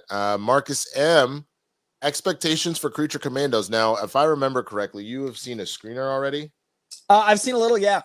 It drops in a week, and I'm really excited to talk about it because I'm so excited for people to get to experience what I have seen because, yeah, Creature Commandos crazy. Dude, I mean, I am my expectations is that it'll be good. DC tends to not miss with animated. I will give them credit. They have kind of owned animation over Marvel for a very long time, with a few exceptions.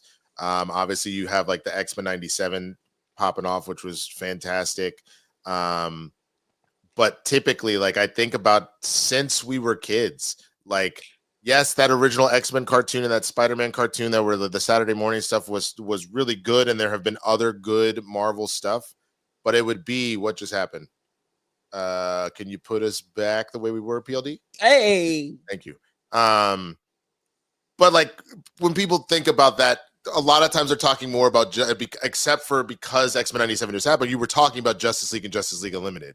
You know what I'm saying? Like you were talking about you know, because that then was tied to Mask of the Phantasm and Batman the Animated Series and Superman the Animated Series and all that. They have always handled that, and even the most recent verse that they just closed out, which was based off the New 52, same thing. They've killed it. So I have no doubt in my mind that Creature Commandos is going to be fire. it's in a week. I don't think people are ready for what it feels like to watch. Like, it is such an energy that I'm so excited. Like, you remember when shows felt like water cooler conversations because of the insanity, not because of like Easter eggs? Like when the actual show was so exciting that you're like, yeah, and you just want to talk about it. Yep. Creature Commandos. Like, I'm really genuinely excited for the conversations. Okay. All right. I'm definitely excited for it. Ewok. Hey guys, ever read the Strike Force Moriarty comic? To fight aliens, people sign up to be given superpowers. However, they know that their powers will kill them within a year. Would make a great film. Wow. This so funny. Like, this came up like 3 weeks ago. I haven't thought about this comic since the 90s. This is a mid 80s comic. I want to say like 85. Like, this is a deep cut and decades ago. But this just came up in a conversation when I was at there was a pinball comic signing block party. This place called Revenge of threw a block party, and it was like Comic-Con, but just the comic part. So it was comic writers and artists signing.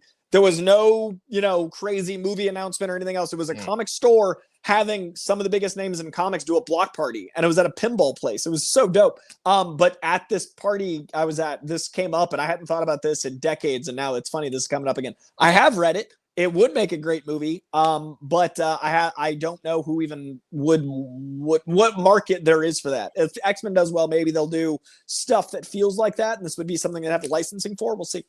Yeah, look, I have not read it, but that reminds me a lot of Attack on Titan. There's way more involved in Attack on Titan, but even knowing that to obtain powers, you're now on the clock. You got about 4 years before your body fully deteriorates and you die. So like that sounds interesting to have that presented in a slightly different way here. I honestly would find that pretty cool. So I'll have to check this book out. You said it was made in the 80s? Yeah, I want to say 85, maybe 86, and it ran like 3 years. So it's really approachable. It's probably like 30 issues. It's not long. Yeah. All right, I'll have to check that out. And it's super like stylized. It feels like the 80s. It feels like that like fun, not too much continuity, trying to tie everything together era. Like I recommend it. Okay. Before we get to this next one, we are halfway there, guys. We're at 43. So big spike. That's a big spike. We can do this. Like, again, everybody just send in like a $2 one and be like, hey, yo, whatever. Did you see what Aisha did? No, I didn't yet. No, I haven't seen it. I'll save it. Oh, I bought balloons. No, yeah, you got balloons by doing this. I can't. Is that a thing? I don't feel like Nixon. Now it's confetti. Why are you getting all the fun stuff? I thought it was just thumbs.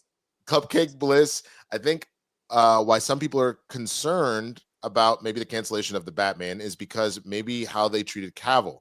They hire him back, then fired later. Maybe some fans feel a certain way. I don't know. What do you think, boy? I don't personally think James Gunn had anything to do with Cavill at all. I think they actually made it pretty clear he didn't. And I also don't think that Cavill got officially brought back on in a capacity that we knew what it was. Like, everything you hear on the internet is someone saying so. It's all conjecture and hearsay. James Gunn got brought on to a universe that is new. He has nothing to do with the old stuff, as far as I know. So therefore, I don't think we should blame someone who is doing a new universe for the past that had nothing to do with him. That's like being mad at, someone in your grandparents' high school class for the grades you got. Yeah, I agree with you. And I can understand where people would be concerned. I would be more understanding of that for people that maybe aren't directly tied to this a lot, where they might continuously kind of go back and forth as far as, oh, well, they did fire, then they didn't fire. I don't follow this very closely, so I could see maybe they just getting rid of it. But the difference is, you got to remember, Superman, for all it's worth, yes, Batman v Superman did while critically panned, did do decent at the box office. Man of Steel did decent, but that was such a long time ago. And the Justice League stuff, even the Snyderverse, the Snyder Cut stuff, just really did not pull the way that they needed it to, hence why they were winding it down. So I think it was just this idea of like, look, we do want to start with Gunn's universe and all that kind of stuff. He's doing something different. They inadvertently pulled the trigger too quick because they really did think that Black Adam all of a sudden would reset things and bring all that in, and that's why you kind of teased it. They did him dirty. Let's not lie about that. They did him dirty, but that's because they didn't know what they were doing. I think they know what they're doing now, so I don't worry about that. But I think that we don't know the situation, and it's not fair to blame someone for someone else's decisions. Mm-hmm. No, I agree. All right. Let's see. Our next one, Gopal Sarn Gadaharn. I'm so sorry if I butchered that. Can't make the live today, but here's some support. Thank you so much. And then a second one where he says, are either of you familiar with the webcomic Questionable Content? I've been reading it every day for some 15 years. No, I have not heard of this. I actually don't read webcomics all that much. I have so many comics that I read, like the 30-page books I read, that I just haven't had time. And I'm on my phone too much as it is, so webcomics feel like a further curse. So unfortunately, not my medium, but I'm glad it's awesome. That's a long time. I love that connection. Holy crap. I just Googled it real fast. It says it reached its 5,000th comic in March of 2023. Wow. That's a lot to catch up on. I love the dedication though, man. That's incredible that you've been that dive. Like that's dope. Mm-hmm. No, absolutely. Wow, that's so cool. All right, I'll have to kind of see what it's all about. There's like a weird water polka dot lady on here. It looks like an interesting character. I'll have to come back and read this later. Thank you for that recommendation. All right, Gene Burnsed. What is the best and worst bootleg you bought? My best Kung Fu Hustle, worst Batman Begins. Coy, Colorado is beating Oklahoma State. Is that a sport? Like, is this like a high school or college game? I don't even know what. I'm so lost. I don't even know how to answer the question of how lost I am. I'm like, those are places. How is the place beating another place? Colorado is beating. I just needed a second. That was really funny. I'm just like so at my fundamental loss that I'm like, what do I do with this? Why was this pointed at me? I'm like, yeah, I'm like, this? Are these towns feuding? What is happening? Okay, best and worst bootleg I ever bought. Let's see. Worst bootleg I ever bought was Friday After Next.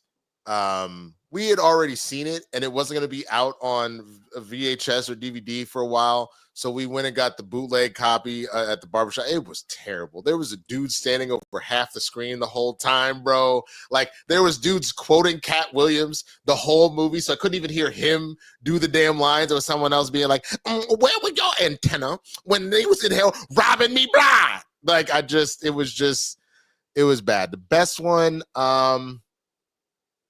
it was actually a collection of music videos. Someone had just taken like all of the hot music videos, like Lil Wayne, Jay-Z. They had just done all the music videos collectively, recorded with their camcorder, and then they just put it. I was like, I mean, yeah, I can watch Big Pimpin' anytime I want. That's true. I do remember like the LimeWire Kaza era of music videos when like they would air on TV, but you'd have to catch them. Mm-hmm. And like it wasn't just YouTube, like pre-YouTube, you'd have to like find stuff. Mm-hmm. I didn't really like bootleg stuff. My family recorded movies off of like TV. Like we'd use the TV guide and map out our whole week, and we actually had shifts of like which family member was responsible for putting the VHS in, hit a record. Like we also had like when it was on TV on network, like one member of the family was assigned to cut out the commercials. Like we had a system, but like that's not bootleg. That's just like we had the available, like, you know, that option. Yeah, I don't know that like bootlegs were as much a part of like, you know, Boston white culture as the experience of just like, you know, hunting stuff down. $2 theater was like super common. I definitely saw stuff that was like, I saw Godzilla 6 months after its release in '98 because it was at the $2 theater. And that felt like someone had filmed it on a camcorder. I forgot, bro. You mean the one with Hank Azaria and all that? Yeah, dude, the second run. Yeah, I had a bootleg of Godzilla, bro. I forgot about that. Holy crap! But I feel like sometimes the $2 theater played bootlegs because sometimes I'd be like, I feel like I'm watching some version where like someone's got to stand up in the theater in my theater. Right. Oh my God. But yeah, I think the best bootleg of all time is Deadpool because without that leak, we wouldn't have Deadpool. So I want to thank the bootleg that is the Deadpool cinematic universe. That's hilarious. Which, by the way, Coy, right now we're sitting at 57. Guys, we are creeping up there. We're gonna get there. We're getting close. Keep it coming. Those little babies are helping. That's if we beat anyone this week by way of like third act twist, I'll be so happy. On top of the fact that don't y'all want to be able to rub it in Roka's face? How funny would that be? Collectively, if we said, hey, Roka, happy Thanksgiving, motherfucker. And we were at like 15, and then we got sassy again. We played offense, and we're at 53? Well, 57. 57. Okay, so we got to get to 83. So we're 83. Are we 20 or 26 away? We're past 2/3. We're so close. We're so close. Sending them $2 ones. Keep it coming. Now I want to give DG all the love in the world for this huge $50 super chat. Thank you so much. I really wish we could just be like, nah, split that up like 5-6 times. But here we go. Beautiful message. I appreciate it, DG. Beautiful. But thank you, first of all, so much for the large donation. What will it take for Hollywood to tackle accurate anime adaptations in film like MCU did for comics? DBZ, Naruto, Full Metal Alchemist are just a few examples ripe for serialized movie storytelling. Netflix shows like One Piece prove the demand. That is a wonderful question. I think the main thing that has to happen, I feel like, even though Avatar is The Last Airbender is here, it was, you know, it's anime styled, but it was really done here. I think part of what was going on is you had people that did not necessarily, and it sounds like the show did a lot better. You had people that weren't caring about the material. Once the same way that you see Feige helming the MCU and he cares, you see Gunn helming the DCU and he cares. You need people that are running it, not just a studio exec being like, Dragon Ball is the biggest thing in all of Japan. We're gonna mega live action, do it. You know, whatever, and just throw it to whoever and then just do casting that doesn't make any sense. You need people that like, no, I have been eating, breathing, sleeping. Like, as a matter of fact, I need to learn how to direct. I'm going to throw my hat in the ring. I will make you a Dragon Ball movie, dude. I care about that stuff so much, but that's what you need. And it's clear when you look at One Piece, there was heart and soul put into it. So I think that that's all that's missing. There have been plenty of examples with like, American superhero stuff. I think of like, while we may enjoy the nostalgia of Batman Forever and Batman and Robin, Kiss by the road. Like it was, you notice how it wasn't taken that serious until Batman Begins happened, and then all of a sudden there's a massive shift, and then Iron Man happens, and there's a massive shift. You just need somebody to prove that you will make a quality storytelling out of this and give it the true TLC that it deserves, and then it's on and cracking. And I think probably the easiest one to dive in for that, it might be better to tackle Full Metal Alchemist first, I think, than DBZ or Naruto per se. But if you start there, because of the character development that happens, as well as the great fight scenes and stuff, I think you can do absolutely anything. Coy, what do you think, bro? I actually am invested in this anime question because DBZ is my like favorite anime. I know it's the most gateway. It's the weed of anime. It doesn't matter. But like It's a classic. I love Dragon Ball, and I've still never watched that movie with Justin Chatwin, nor will I. It's so bad. I don't want that in my head. I don't want to have that live here. So you want to hear something worse, Coy? I saw it, right? I saw it in theaters while I was studying abroad in Japan. When I tell you, people were so mad. Like, I remember watching it, and like the funny thing was that they had to, because it's an American movie, it was obviously they kept the regular audio and they just had Japanese subtitles. And the number of people just they go in cheering, and as the movie goes, they start booing. And Japanese people don't boo in theaters, bro. They don't. They were so mad, myself included. It was so bad, Coy. So DBZ I'm invested in, but I won't say that movie. I think that we are, because of comic book culture, getting closer. And I think One Piece might, when we look back, we might see One Piece as like we look at Blade or X-Men, where it's like a shift in the pop culture acceptance and awareness. I think, Superman is the first thing that happened in 78, but it took a long time till we got to 89 with Batman. And then it took a long time till we got to Blade and all these things that are the more modern adaptations of it. But I do think DBZ has an advantage because there's a lot of DBZ visual language used in movies already. Like if you watch Jet Li and Jason Statham's The One, it feels like Dragon Ball Z. So like there's a lot of DNA already out there that we could like reference. So I think DBZ is a very approachable adaptation that would be good, like an X-Men, where like the language is already there, so audiences could accept it. That could lead to Naruto and Full Metal and stuff. I fully think that it could be done exceptionally well. They just again, you find a passionate. Got to find a passionate creator, and I think that'll do it. DG, thank you so much for the awesome super chat. Coy, we're up to 60 now, bro. We're creeping. 60? We're up to 60. We're almost 23 there. to go. We're almost there, y'all. We can do this. Mirror Domains. Will TMNT Last Ronin is going to be a good movie? Okay, I see what you're saying. Would it be a good? Either he's saying it's getting made. Oh, is it going to be a good movie? Again, yeah, that'll depend on the filmmakers. Same thing. I fully agree. It depends on the filmmakers. The story as is, yes, because you've read it, right? Yeah. Like, the Last Ronin story is amazing. It's just fantastic. You have to adapt an amazing story amazingly.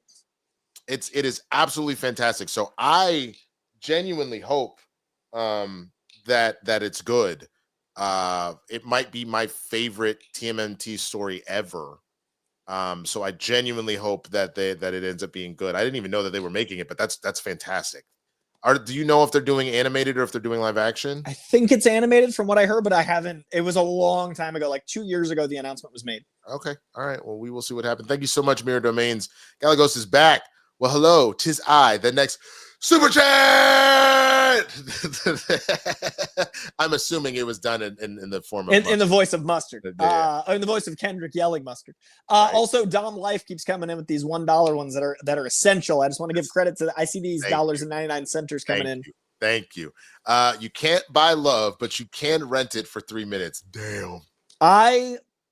That is the most Boston super chat, Galaghost. You know what I mean? Like if you go to the right, alleyway in Boston, there are plenty of rent a 20-minute hotels. I'm just saying. There's plenty of options. You head to Lin, City of Sin, you never come out the way you went in. You can find some hour rentals. Sir. Jesus. Let's go to the next question. Get me out of here. I got nothing. Alston B, thank you so much for the large donation. What are some DC Comics elements you hope Gunn uses to make the DCU stand out and diversify his world? I'm hoping we don't kill off every villain and build a live-action Legion of Doom. Yeah, that would be huge for me. I think that is a problem just because of the nature of movies we ran into with the MCU and the DCEU of just like, oh, they're dead. Oh, they're dead. Like, it's been going on for a while. Like, you think back to what? Spider-Man killed Green Goblin, killed Doc Ock, Sandman got to live, but you killed Topher Grace as far as Venom goes.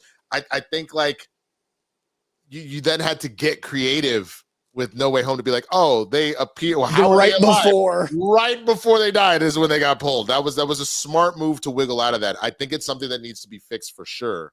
And I hope that that's something that we end up doing, is that they stick by the idea of like, no, you're going to jail, and then we'll come back around and have more stories to tell. I agree, especially with how much James Gunn focuses on his villains being incredible. Like, look at High Evolutionary. I really think he wrote Thanos's Stones lore. He's the guy that really helped shape villains. Not only is that good for story, but it's good for this world building you're talking about. I think we need to have villains have long forming arcs, much like our heroes do. I think Lex Luthor is one of the great villains in comic book literature. Casting Nick Holt and having that be a long forming arc can lead to Legion of Doom and like those elements. So I do think that's going to be a factor. I think it's an element that he is going to be mindful of. I think if there's anything James Gunn is known for besides needle drops, it's casting. So if you cast a really good villain, that also gives you the opportunity to have this long arc.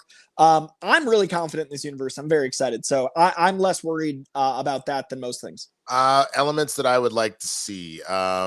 Zeta tubes for sure. I would love boom tubes. Not just boom tubes, but like Zeta tubes as well. Oh, sorry. Yeah, both. I mean, both. Boom tubes are interesting as much as the Zeta stuff is, and like having the Justice League be able to zip around everywhere. I'm really hoping that, because it was originally teased in the DCEU about a New Gods movie with Ava DuVernay that got canned. I would love to eventually get to the point where we do explore the New Gods. I think that they're kind of fascinating. To me, the more interesting between them and the Eternals, as far as their Marvel counterparts. Diversifying the world also for me is making it feel like different directors and writers are actually getting their voice clear. So like, when you look at a frame of a lot of Phase 4, it all kind of has a similar aesthetic. Not all of it. Like Eternals looks very different, and I love Eternals, but there's a color palette, there's a tone. I'd love directors to get to actually mix it up and make their movie that's just set within the universe versus make a blank movie. Coy. What are we at? 81, 82, 83, bitch.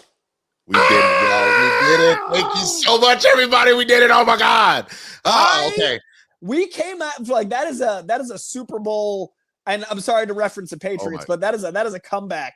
That is definitely a comeback. Patriots Super Bowl-esque comeback. That is. I'm also realizing it is 11:41 and we have so many to get to, so we're gonna have to start to go and move it a little faster. But thank you so much for helping us be Roga. I'm gonna text this fool as soon as we get off of this and rub it in his face. I'm Happy so proud. Thanksgiving.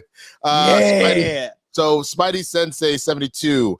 There's already an animated Hulk versus Wolverine movie with Deadpool, Sabretooth, and Omega Red. Just watch that and say it's very good. It's very good. I reacted to it Real Rejects. You can watch me watch it. But yeah, Winston and I have actually talked about that movie before. Like, it doesn't mean because something's an animation doesn't mean I don't want it in live action though. Like, there's comics of all this stuff. That doesn't mean I don't want to see it in a movie. Absolutely, make more. Absolutely. Roman Fedorak. Hey, all, thank you for the donation. Hey, all, wishing everyone the best and grateful to be here in this time of Thanksgiving. Just saw Saturday night with the family. Great movie, and it was fun seeing my parents get nostalgic over it. I still need to see that. My girlfriend went to see it, and she loved it. I had to, it was because it came out the same weekend or the weekend before Venom.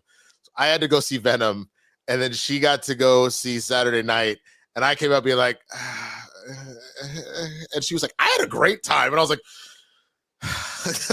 so I still need to see it. What do you think? Dude, I wandered into AMC Burbank and there was a film festival happening there. And by dumb luck, there were seats to random movies within the film festivals. One of them was Saturday night, and I got to see it like a month and a half early.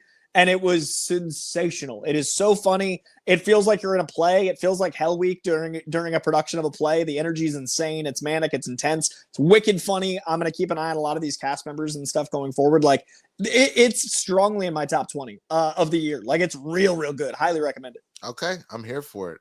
Israel Lopez, just some support for you guys. Thank you so much, Israel, helping us get over that 8-2. Mr. I Crappin' Shit. Just showing some love. Happy Blurred Friday. With Coy, would he be a ginger nerd? JK, have a great weekend. Thank you so much, Mr. I Crappin' Shit. That was a good one. And then Roman Fedorak is back with 1 month left in the year. What are the remaining films you were most interested in? Death War of Rohim for me. Thanks. I mean, look, I am curious as all be about Craven at this point. I am curious about Mufasa. I'm curious about Moana, all stuff that's popping off in the next like week or 2 weeks, or what?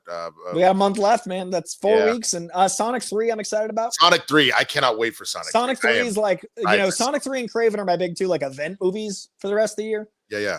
And Nosferatu, I'm excited for. Yes. I haven't seen Juror number 2. That's another one for me, but for the end of the year that I'm excited about. I'm not as big at courtroom dramas as the next guy. It was fine. I felt like I was watching an episode of Law and Order, though. I was like, Coy, I watched so much Law and Order. You're gonna love it then, dude. Okay, you're gonna have a great time. Dude, there's a reason why I made a whole series, Law and Order Sports Victims Unit, because I love that stuff so damn much. Dude, you're gonna love it then. It's that. Okay, great. PLD Projects, example of a cheap one. Thank you, PLD. Galagos, have you both been watching the franchise? I'll be honest with you, man. I loved it. I got to go to a screening of it. Then I saw the first 2 or 3 episodes.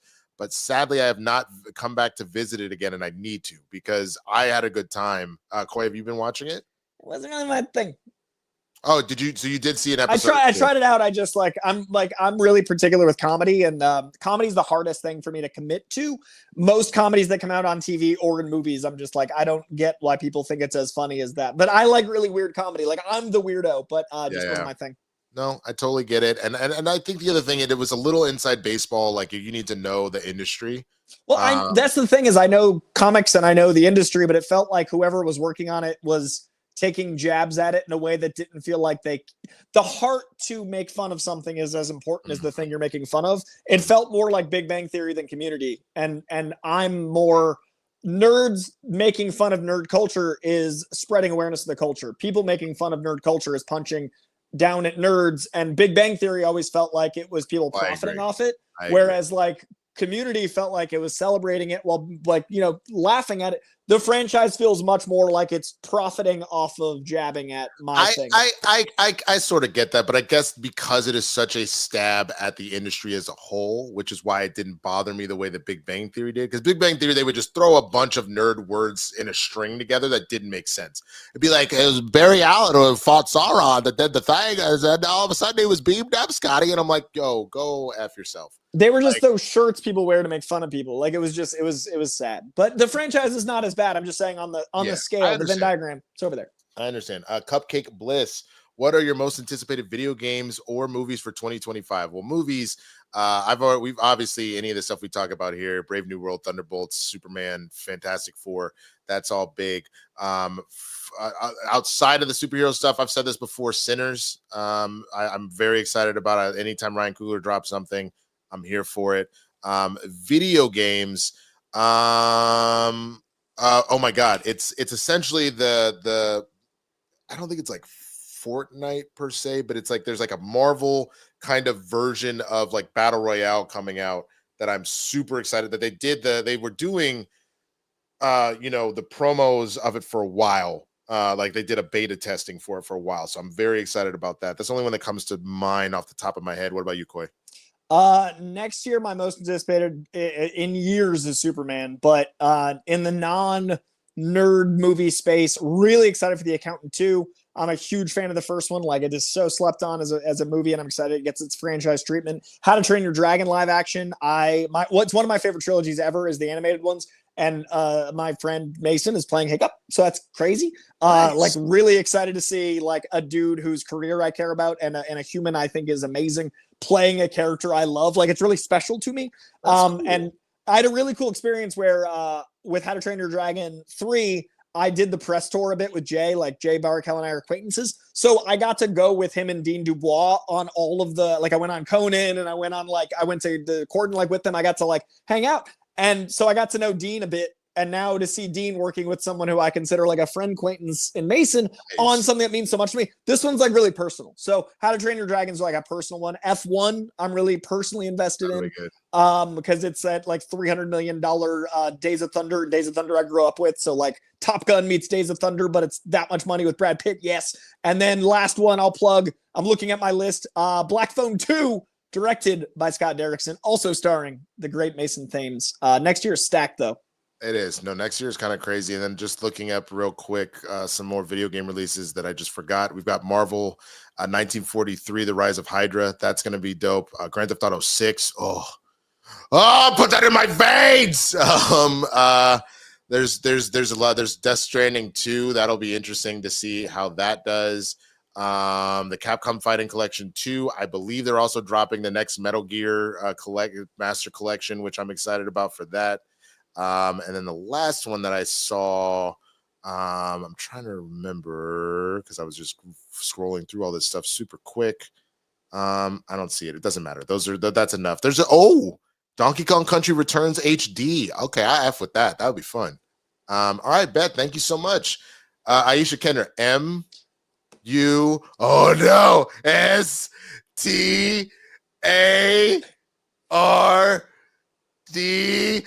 Buster. that was fantastic. That is exactly how you bring the heat with little super chats cumulatively. That was fantastic, Aisha. Thank you so much. Back up to Haskell. Yeet! Potato pie. I got to see the mustard happening in real time, and it was great because it would overtake the live chat, and then it would be a couple, and then it would overtake, and then there'd be other ones in between, and then she'd come back with like a letter, and I was just so proud the whole time. Yo, Yeet Potato Pie. What is your worst movie of 2024? Cupcake Bliss says. It's a great question. What is your worst of 2024? Madam Web's pretty bad. Madam Web was this year? February, dude. Oh my God. It feels like it was 5-6 years ago. I still haven't seen it. I refuse to see it. I don't want to see it. I don't. We didn't have to talk about it in here. Y'all got to go to screeners. I don't want to see it. I'm trying to think of something else that hurt me like that. I feel like there was something else that came out. I didn't see Borderlands, but I heard it was so bad, and that bums me out. Megalopolis was pretty awful. I couldn't get through Rebel Moon. Is turning off a movie count?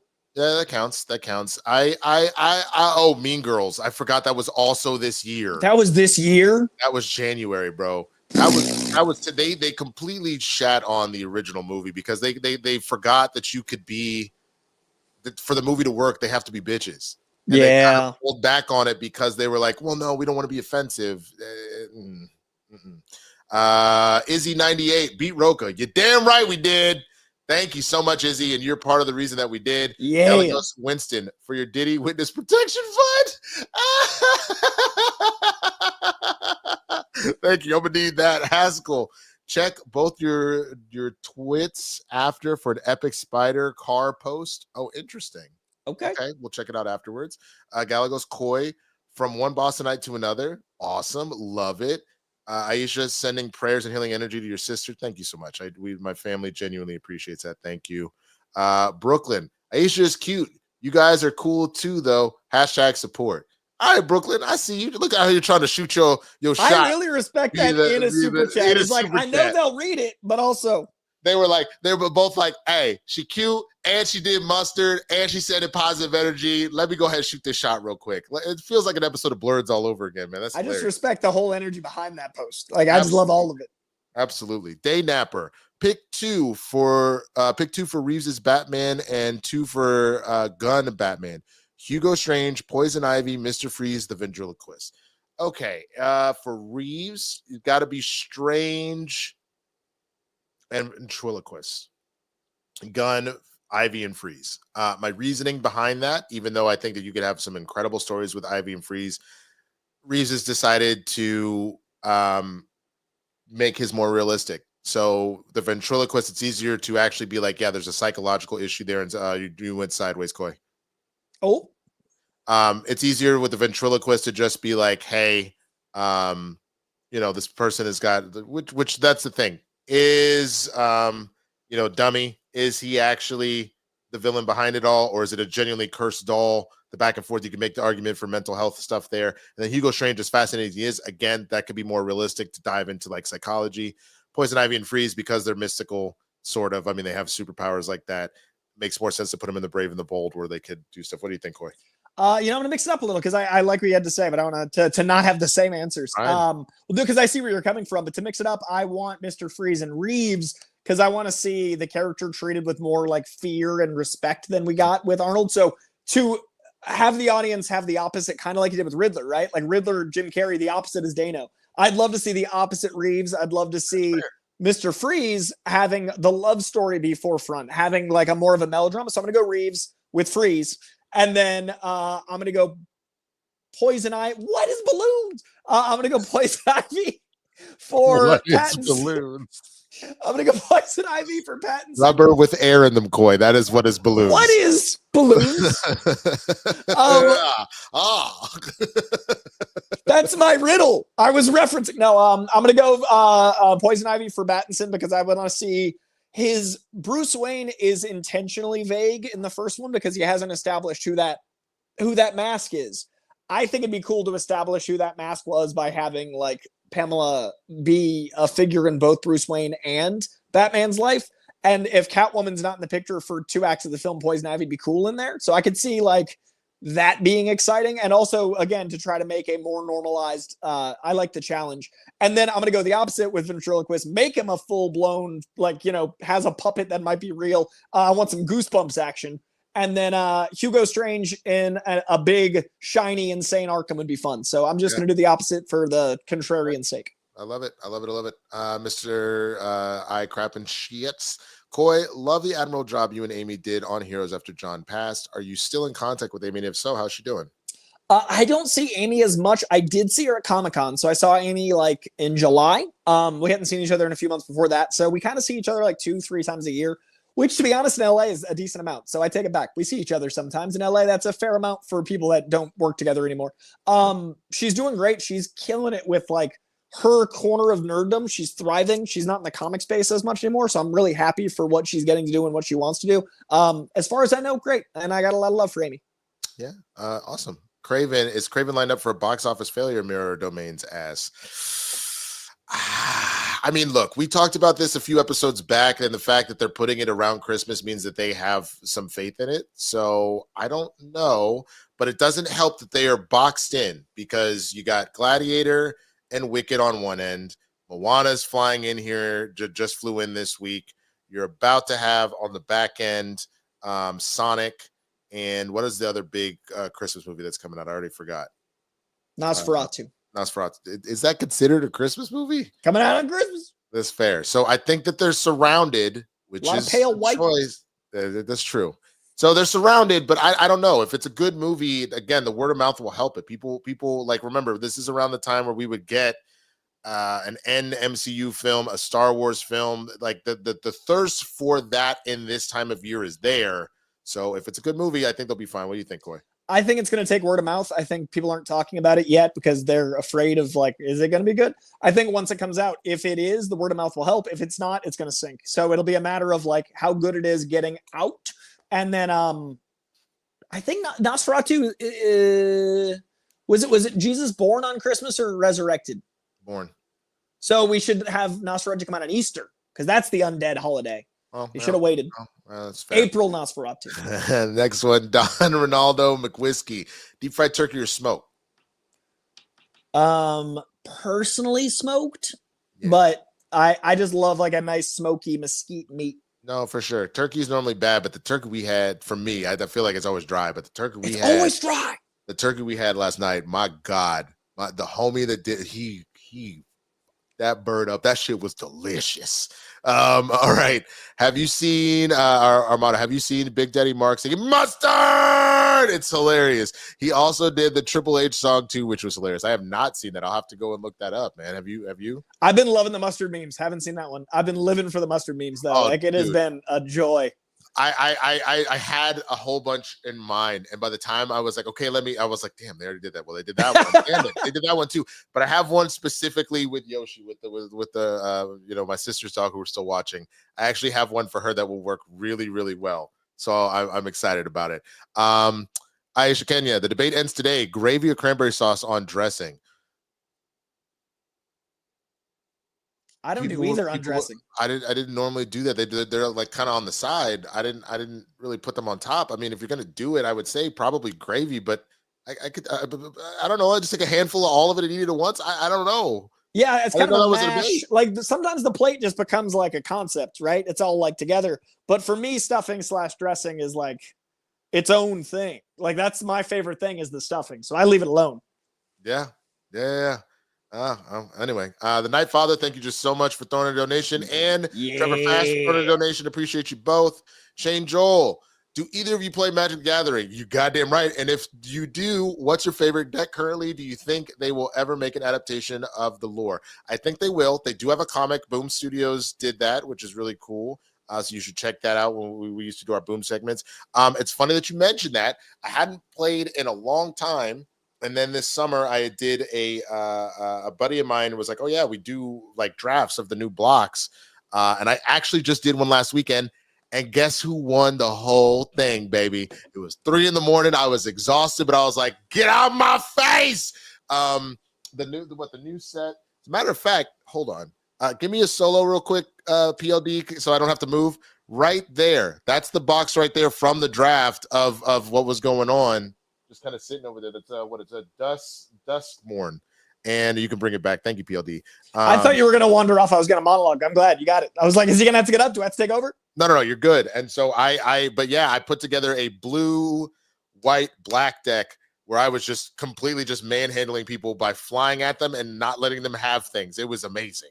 Do you play?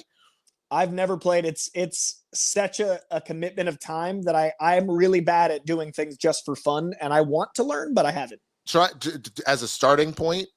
Just download the app, the Magic the Gathering Arena that's on your phone. It'll teach you the basics of the rules, and then you could just like kind of get used to it and have a good time. And then if you ever beyond that want to do it, I have plenty of cards and stuff, and we can just build decks and have fun.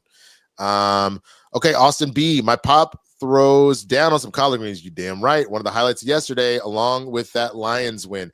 Dude, I cannot believe the Blairs blew that, and I will talk about it. You're going to get 2 blurred breakdowns today, I think is what's going to end up happening, because I already have one that's done. I'm going to have to re-record a new one. Eberflus, the coach of the Bears, got fired, so that's hilarious because he screwed up. Coy, I know that means I'm speaking French to you at this point. But he screwed up. Someone did bad at jobs. He did, and he got fired for it. But yes, collard greens is the way to go. That's probably second favorite side behind mac and cheese. You and I this holiday, sometime December or January, we're gonna get 2. We're gonna like blind taste collard greens. Like I want to find 1 or 2 spots. Make it. Let's do Portnoy's pizza, but with collard greens. That's fine by me. Look, my birthday, my birthday's next weekend. If we end up going to collard greens. No, well, that's I was saying like we're going to go get. Well, I guess we're not getting soul food that time. There was nothing listed soul food on the agenda, or I would have mentioned it. I'll make greens while we're doing the community service part in the middle. Okay. Yeah, we'll do that. Okay. Brooklyn. You guys ever checked out Joyner Lucas's ADHD album? I think it's one of the best albums of the last 15 years. It is a fantastic album. I really, really like it a lot. Didn't get enough love, at least in my circles. Like I didn't hear a lot about it after the first month of release. I think it's fantastic. Really good album. Joyner Lucas is a genius. Absolutely. Armada, predictions on the GNX Deluxe release. I'm saying after Super Bowl. I also predict Taylor Swift shows up on album at the Super Bowl. Yeah, I could see that. I could see that because, over half the album has Jack Antonoff, the longtime partner of Taylor Swift, working on it. So I wouldn't be surprised if that ends up happening. Okay. In the music video, we reference not 1, not 2, not 3, but 4 different double albums are either referenced visually or by casting certain people or by showing certain things. Then deep into the video, we get the parade rollout. That parade is on December 14th. Double album, double. I think he drops it on 12/12. That'll be interesting, and especially because I know too much about Swiftie lore because my girlfriend is a hardcore Swiftie. That her birthday being December 13th, which is why 13 is her favorite number. Her tour ending on the 8th. I think because obviously being label mates and all that kind of stuff, and playing well together on various songs, and Jack being in the middle of it, I think that there is some nice. There's almost a tango happening of releases, announcements, all that kind of stuff. And yeah, I can see that that's how you Taylor, all of a sudden, if the Chiefs are there, she comes out of the box and she just comes down and joins them on stage. I don't think you have that parade, that significance, because everything's significant in that music video. I think it's a full double album, especially because of all the All Eyes on Me references, especially because of like the visual of the music video it's replicating. Like, it's a double album for sure. I think it's 12/12. Okay, we have so many to get to. We got to go a lot faster unless we're staying late. Breaking, Andy M will direct Dice as a Snyder movie. Is that? I don't know. No, it's Jeff Snyder. Dice Clay as Jeff Snyder. Remember we talked about it last week? Okay, that's what I was like. Muschietti directing, right? Snyder. Right after Craven Day Napper, will Sony announce anything that isn't directly Spider-Man related? I feel like they're still trying something dumb. I mean, I think after Craven, they don't have anything announced. So I know Spider-Verse is going to hopefully get a release date announcement whenever they're ready to. But I don't know that there's anything else greenlit. So time will tell. Yeah. Yep. What's better during the holidays? Bulking at 350 to 500 calories over, or doing a cut at 500 calorie deficit? You know, it's a great question because of how we eat over the holidays. What I'm doing is I'm watching my calories, trying not to be either in a major deficit or surplus, because it's easy to surplus, especially yesterday. But what I'm trying to do is strength train a little extra hard so that the caloric density is upped. So like my metabolism will go up every pound of muscle I gain. So since I know I can't lose weight right now, what I'm trying to do is get my metabolic rate upped by increasing mass. So I'm actually doing, I guess technically it's a dirty bulk, but I'm watching my calories. So it's not fully dirty, but I'm trying to gain mass in order to lean up in the spring when I'm eating better by using the calories aggressively at the gym. So I'm doing like 2 a day someday. Shit, I need to. Oh Lord. Okay. Dude, I did not like how I felt over like a Halloween. I was like looking at my costumes and I was like, I'm not thrilled about that. No, I feel you, man. I feel you. Donations. Thank you so much. Bam86. For the first time in 25 years, on January 25th, 2025, 5 planets will align. Do you think that's when God will drop again, or will it be Christmas? I still think 12/12, but I love the idea of the astrological K-dot. Like it just being like everything led to this. I actually think on that day, that is when my mutant powers will activate. That's what I think will happen. Thank you so much, Day Napper. Hey, yo! Appreciate that. Thank you. Austin B, you've motivated me to get back on my fitness journey with your Insta post, Coy. No more waiting around. Love it. It's so hard if you wait till January because everyone's in the gym and then you get frustrated. And then it's really easy to slip if you don't go every day. So I'm starting my New Year's now. I've been at the gym every day the last 5 days, and that was even on Thanksgiving. I went to the gym before Thanksgiving. If I can do it now, I know I can do it in January. So I'm trying to like start my year up now, and that's been helpful. It's best to do it in this time. And I would say myself, like I know that I deal with depression in general, but seasonal depression kind of compounds stuff. Getting active, moving around helps really clear your mind out. So if anybody is dealing with some holiday blues, I highly recommend, if all you can do for the beginning is go for a walk, great. But if you can get out there and run, if you can lift some weights, if you can do a Zumba class or a spin class or martial arts, whatever, all of that will definitely help. I'm so sore, but I'm so happy. Yeah. ASAP Rocky or Travis Scott? ASAP. ASAP for like the linguistic genius. Travis is great, but ASAP's like one of the best vocabularies in the history of hip hop. Yeah. Awesome. Thank you so much, Damn Life. Appreciate the donation. Daniel Breen, support to beat Roca. Thank you. Currently reading Grant Morrison's new X-Men run and liking it so far. Any idea as to what we will see in season 2 of X-Men 97? I mean, there have been rewrites that's been announced. I hope that we're not going to lose this apocalypse setup that we had because I thought that was going to be a very fascinating dealing with it from the future and the past at the same time. It sounded like a really interesting way to go, as well as the setup for Onslaught, it felt like, but we'll see. Yeah, I agree. I think Grant Morrison's new X-Men will inform a lot of it, especially with the wardrobe we know is like changing in season 2. It's smart to read it now because you'll know how it is informing it, but I don't know what they're going to end up doing. Yeah. Thank you so much to Trevor Fast. The Night Father, Winston and Coy. Do you guys think we will get a Mr. Fix-It in the current? I'm assuming he meant 616 for a world. I assume. For a World War Hulk movie, or maybe more so after the Secret Wars reboot. I think in Secret Wars, not after. Yeah, I think so too. I think Secret Wars will probably see it. Daniel Breen, GNX on repeat last week. Fave track on it. I mean, look, it is either Man in the Garden, Squabble Up, Reincarnated, or TV Off? 4 of the 12. A quarter of it.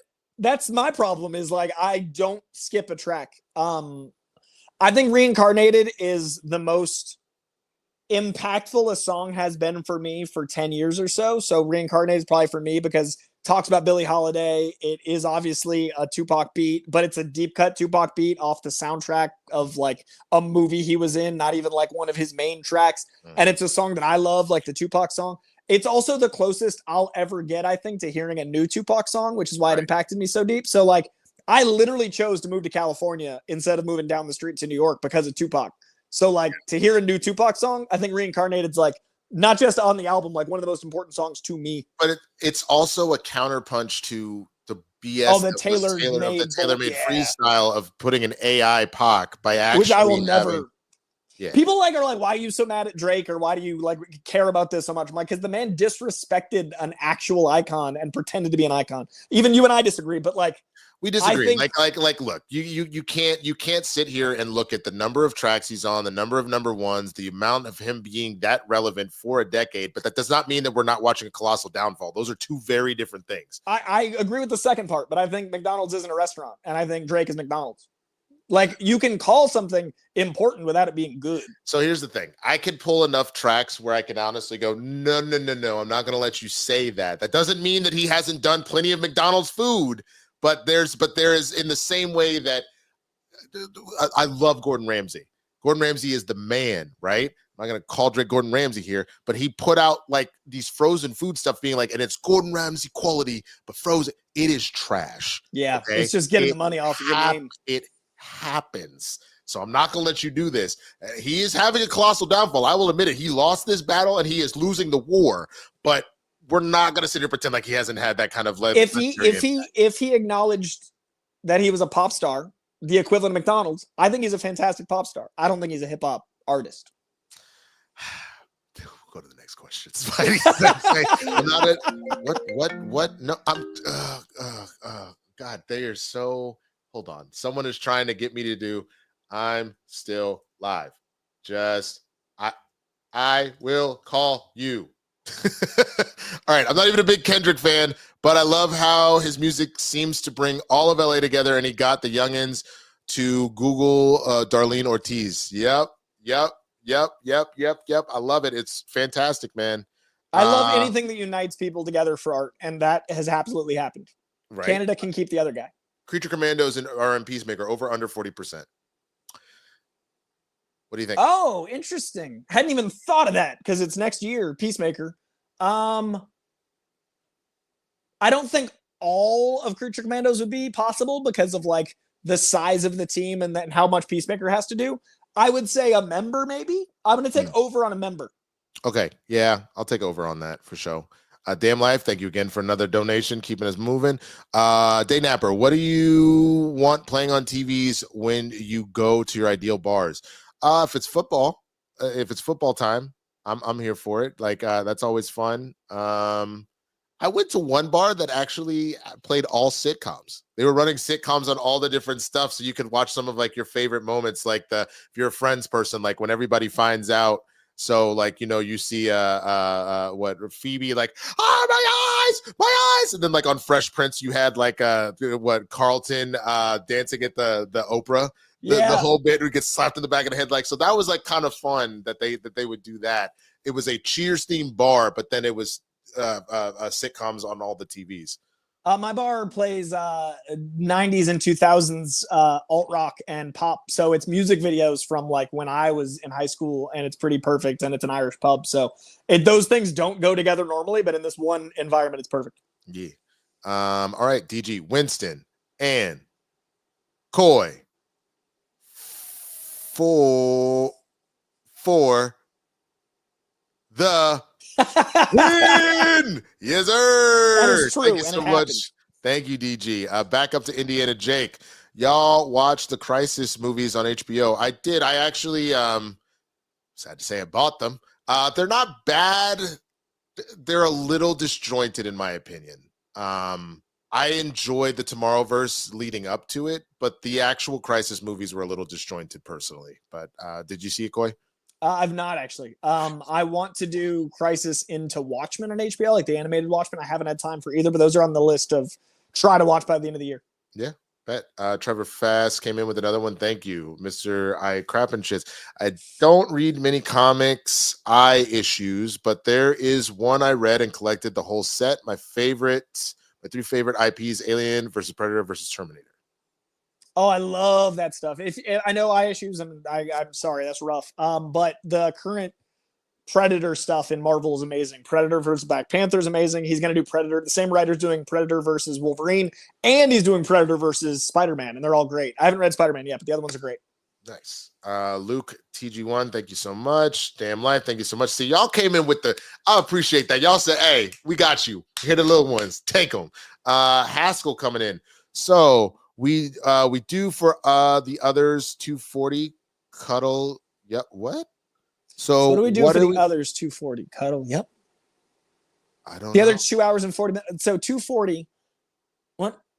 Was that when we needed a bunch of them for the last half of the show? I still don't understand the time. Oh, 3 minutes of love. That's actually a good joke that took some breaking down. I respect that. Shout out to PLD for explaining it. I think he just said, but he said 3 minutes of love? ? And I think that's what it was. That's hilarious. Day Napper, Roka who? The Wind Talker guys? Let's effing go. Let's go, Winston Coyloff. Armada. Only collard greens I know is Schoolboy Q's. Okay, great song. I'll go try some real ones for sure. Understand why he used that name for the song. Galagos, this chat just pulled a prayer at the end. Yeah. Yep, I love it. B-Town, just wanted to support. Love hearing you guys talk about movies. You guys are holding it down with individual channels too. Mustard! I'm going to do it every time. I swear to God. Thank you for watching our personal channels. Appreciate that. Thank you. I do appreciate that. Eric Kirby, Mr. Marshall, better overall rapper. Not in popularity, just straight up rapping skills. K-Dot or Royce to 5'9".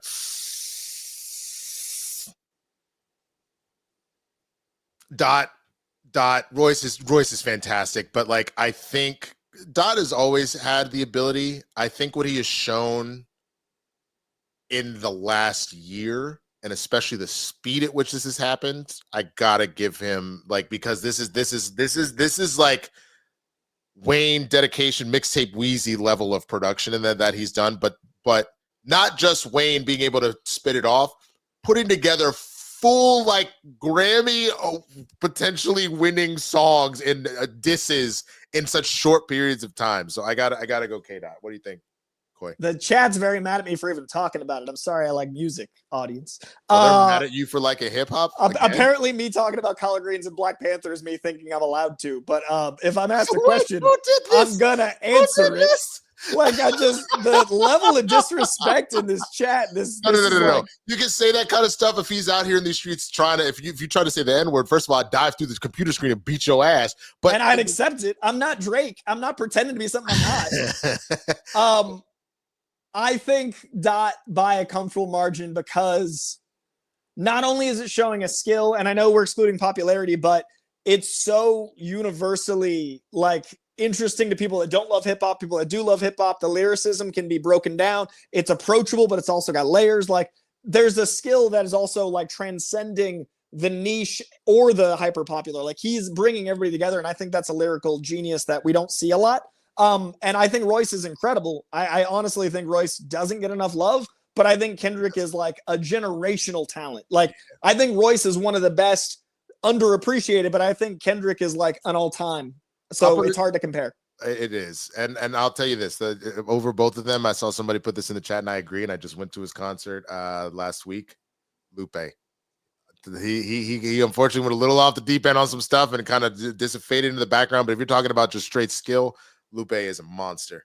All right, Armand. I'd say that about Joyner Lucas too. We mentioned him earlier, but I think Joyner lyrically doesn't get enough love. Yeah. Staples or Keem? Staples. Yeah. Mike Joyce, happy Everflu's gone for embarrassing losses in a row. Yeah, he got to go. I'm glad he gone, man. For all the Bears fans, his name is Eberflus. Oh, Eberflus. Is that his real name? It's yeah. It's Matt Eberflus. It looked like a Dr. Seuss shit. I didn't. Okay, he's gone. I'm That's learning cool. about this guy as he gets fired. I'm like, this guy. Here we go.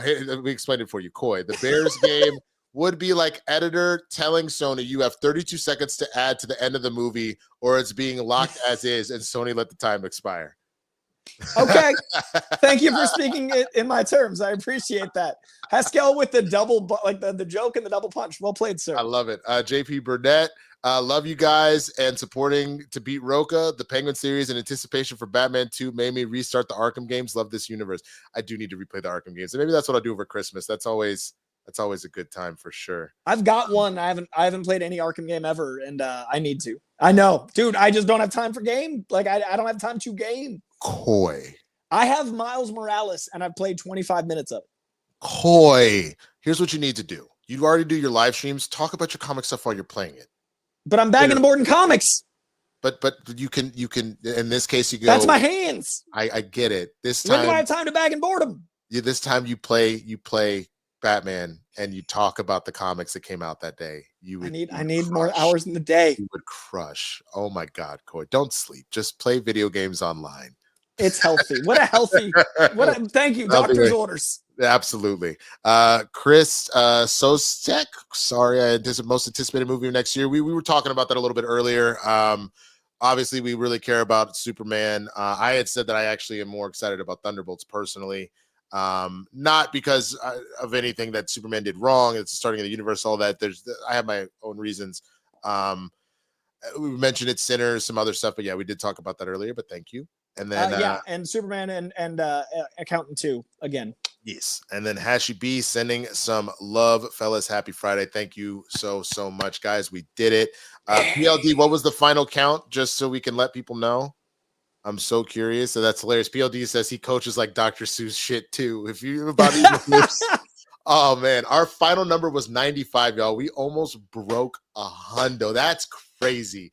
I'll tell you what I'm thankful for. This damn audience. I genuinely am. Coy, you want to plug your stuff one more time as we get out of here? Yeah, I got my own page, Coy Jandro, all sorts of YouTube stuff. I am probably doing a best of movies of the year, best TV of the year. Might do a best albums of the year, but after this chat, who knows? Am I allowed? Maybe I'll have Winston on to let me know it's okay to talk about certain, or I'll just pass to him. An overseer. But I really am proud. Not an overseer. Whoa. That face, was that not your face? Did I not just have that face? I do. But my experience of the year has been like art is needed now more than ever. I really feel like the divisiveness with everything is crazy. Like the fact that we've made art so we want to fight, and it sucks. Like it really sucks that the internet wants to fight. And I'm probably getting off Twitter for the most part. I want to not do that with YouTube. So when I talk about art, I'm going to talk about the stuff I like. I'm going to celebrate it. So if you want to talk about stuff in a celebration, head over there. The world sucks enough. We don't need to make our art a battle. So my page is always going to be celebrating whatever it is that's coming out that I enjoyed. So it's a lot of best ofs. And I'm probably going to dive into music for the first time, which scares the shit out of me. So join me. Yep. No, absolutely. Wait, what? Hey, Chris, I know I'm not supposed to be in the chat, but someone wanted to say that we're not Angelinos, so we didn't grow up here. But that's where you're wrong. I may have grown up in Dallas, but my mom's entire family is from here. So I have spent half of my life in Los Angeles continuously. And I don't claim LA. I just like it. Yeah. So it's fine. Which is fine. I get it. Like, someone that you were here 24/7. It may not be that, but when I tell you I spent entire summers, entire winters here because this is where my family is, it is what it is, man. I know plenty of spots like beyond M&Ms and everything else. Ain't nobody talking about the school system. I was literally here with my cousins all the time, spending 2 to 3 months at a time, but that's not important. We're not going to end on a bad vibe or an argument or nothing like that. I got nothing but love for everybody in the chat and for everybody here in the Los Angeles area and all that good stuff. It's my second home. It always follow his page too. I'm gonna plug for him again. Exactly at the Swaggy Blurred. Come check me out, man. Again, you're gonna get a double dose of Blurred breakdown. Most likely, what'll end up happening is I'll put one out today and I'll put out one out for you tomorrow. Just because I gotta also go to work today.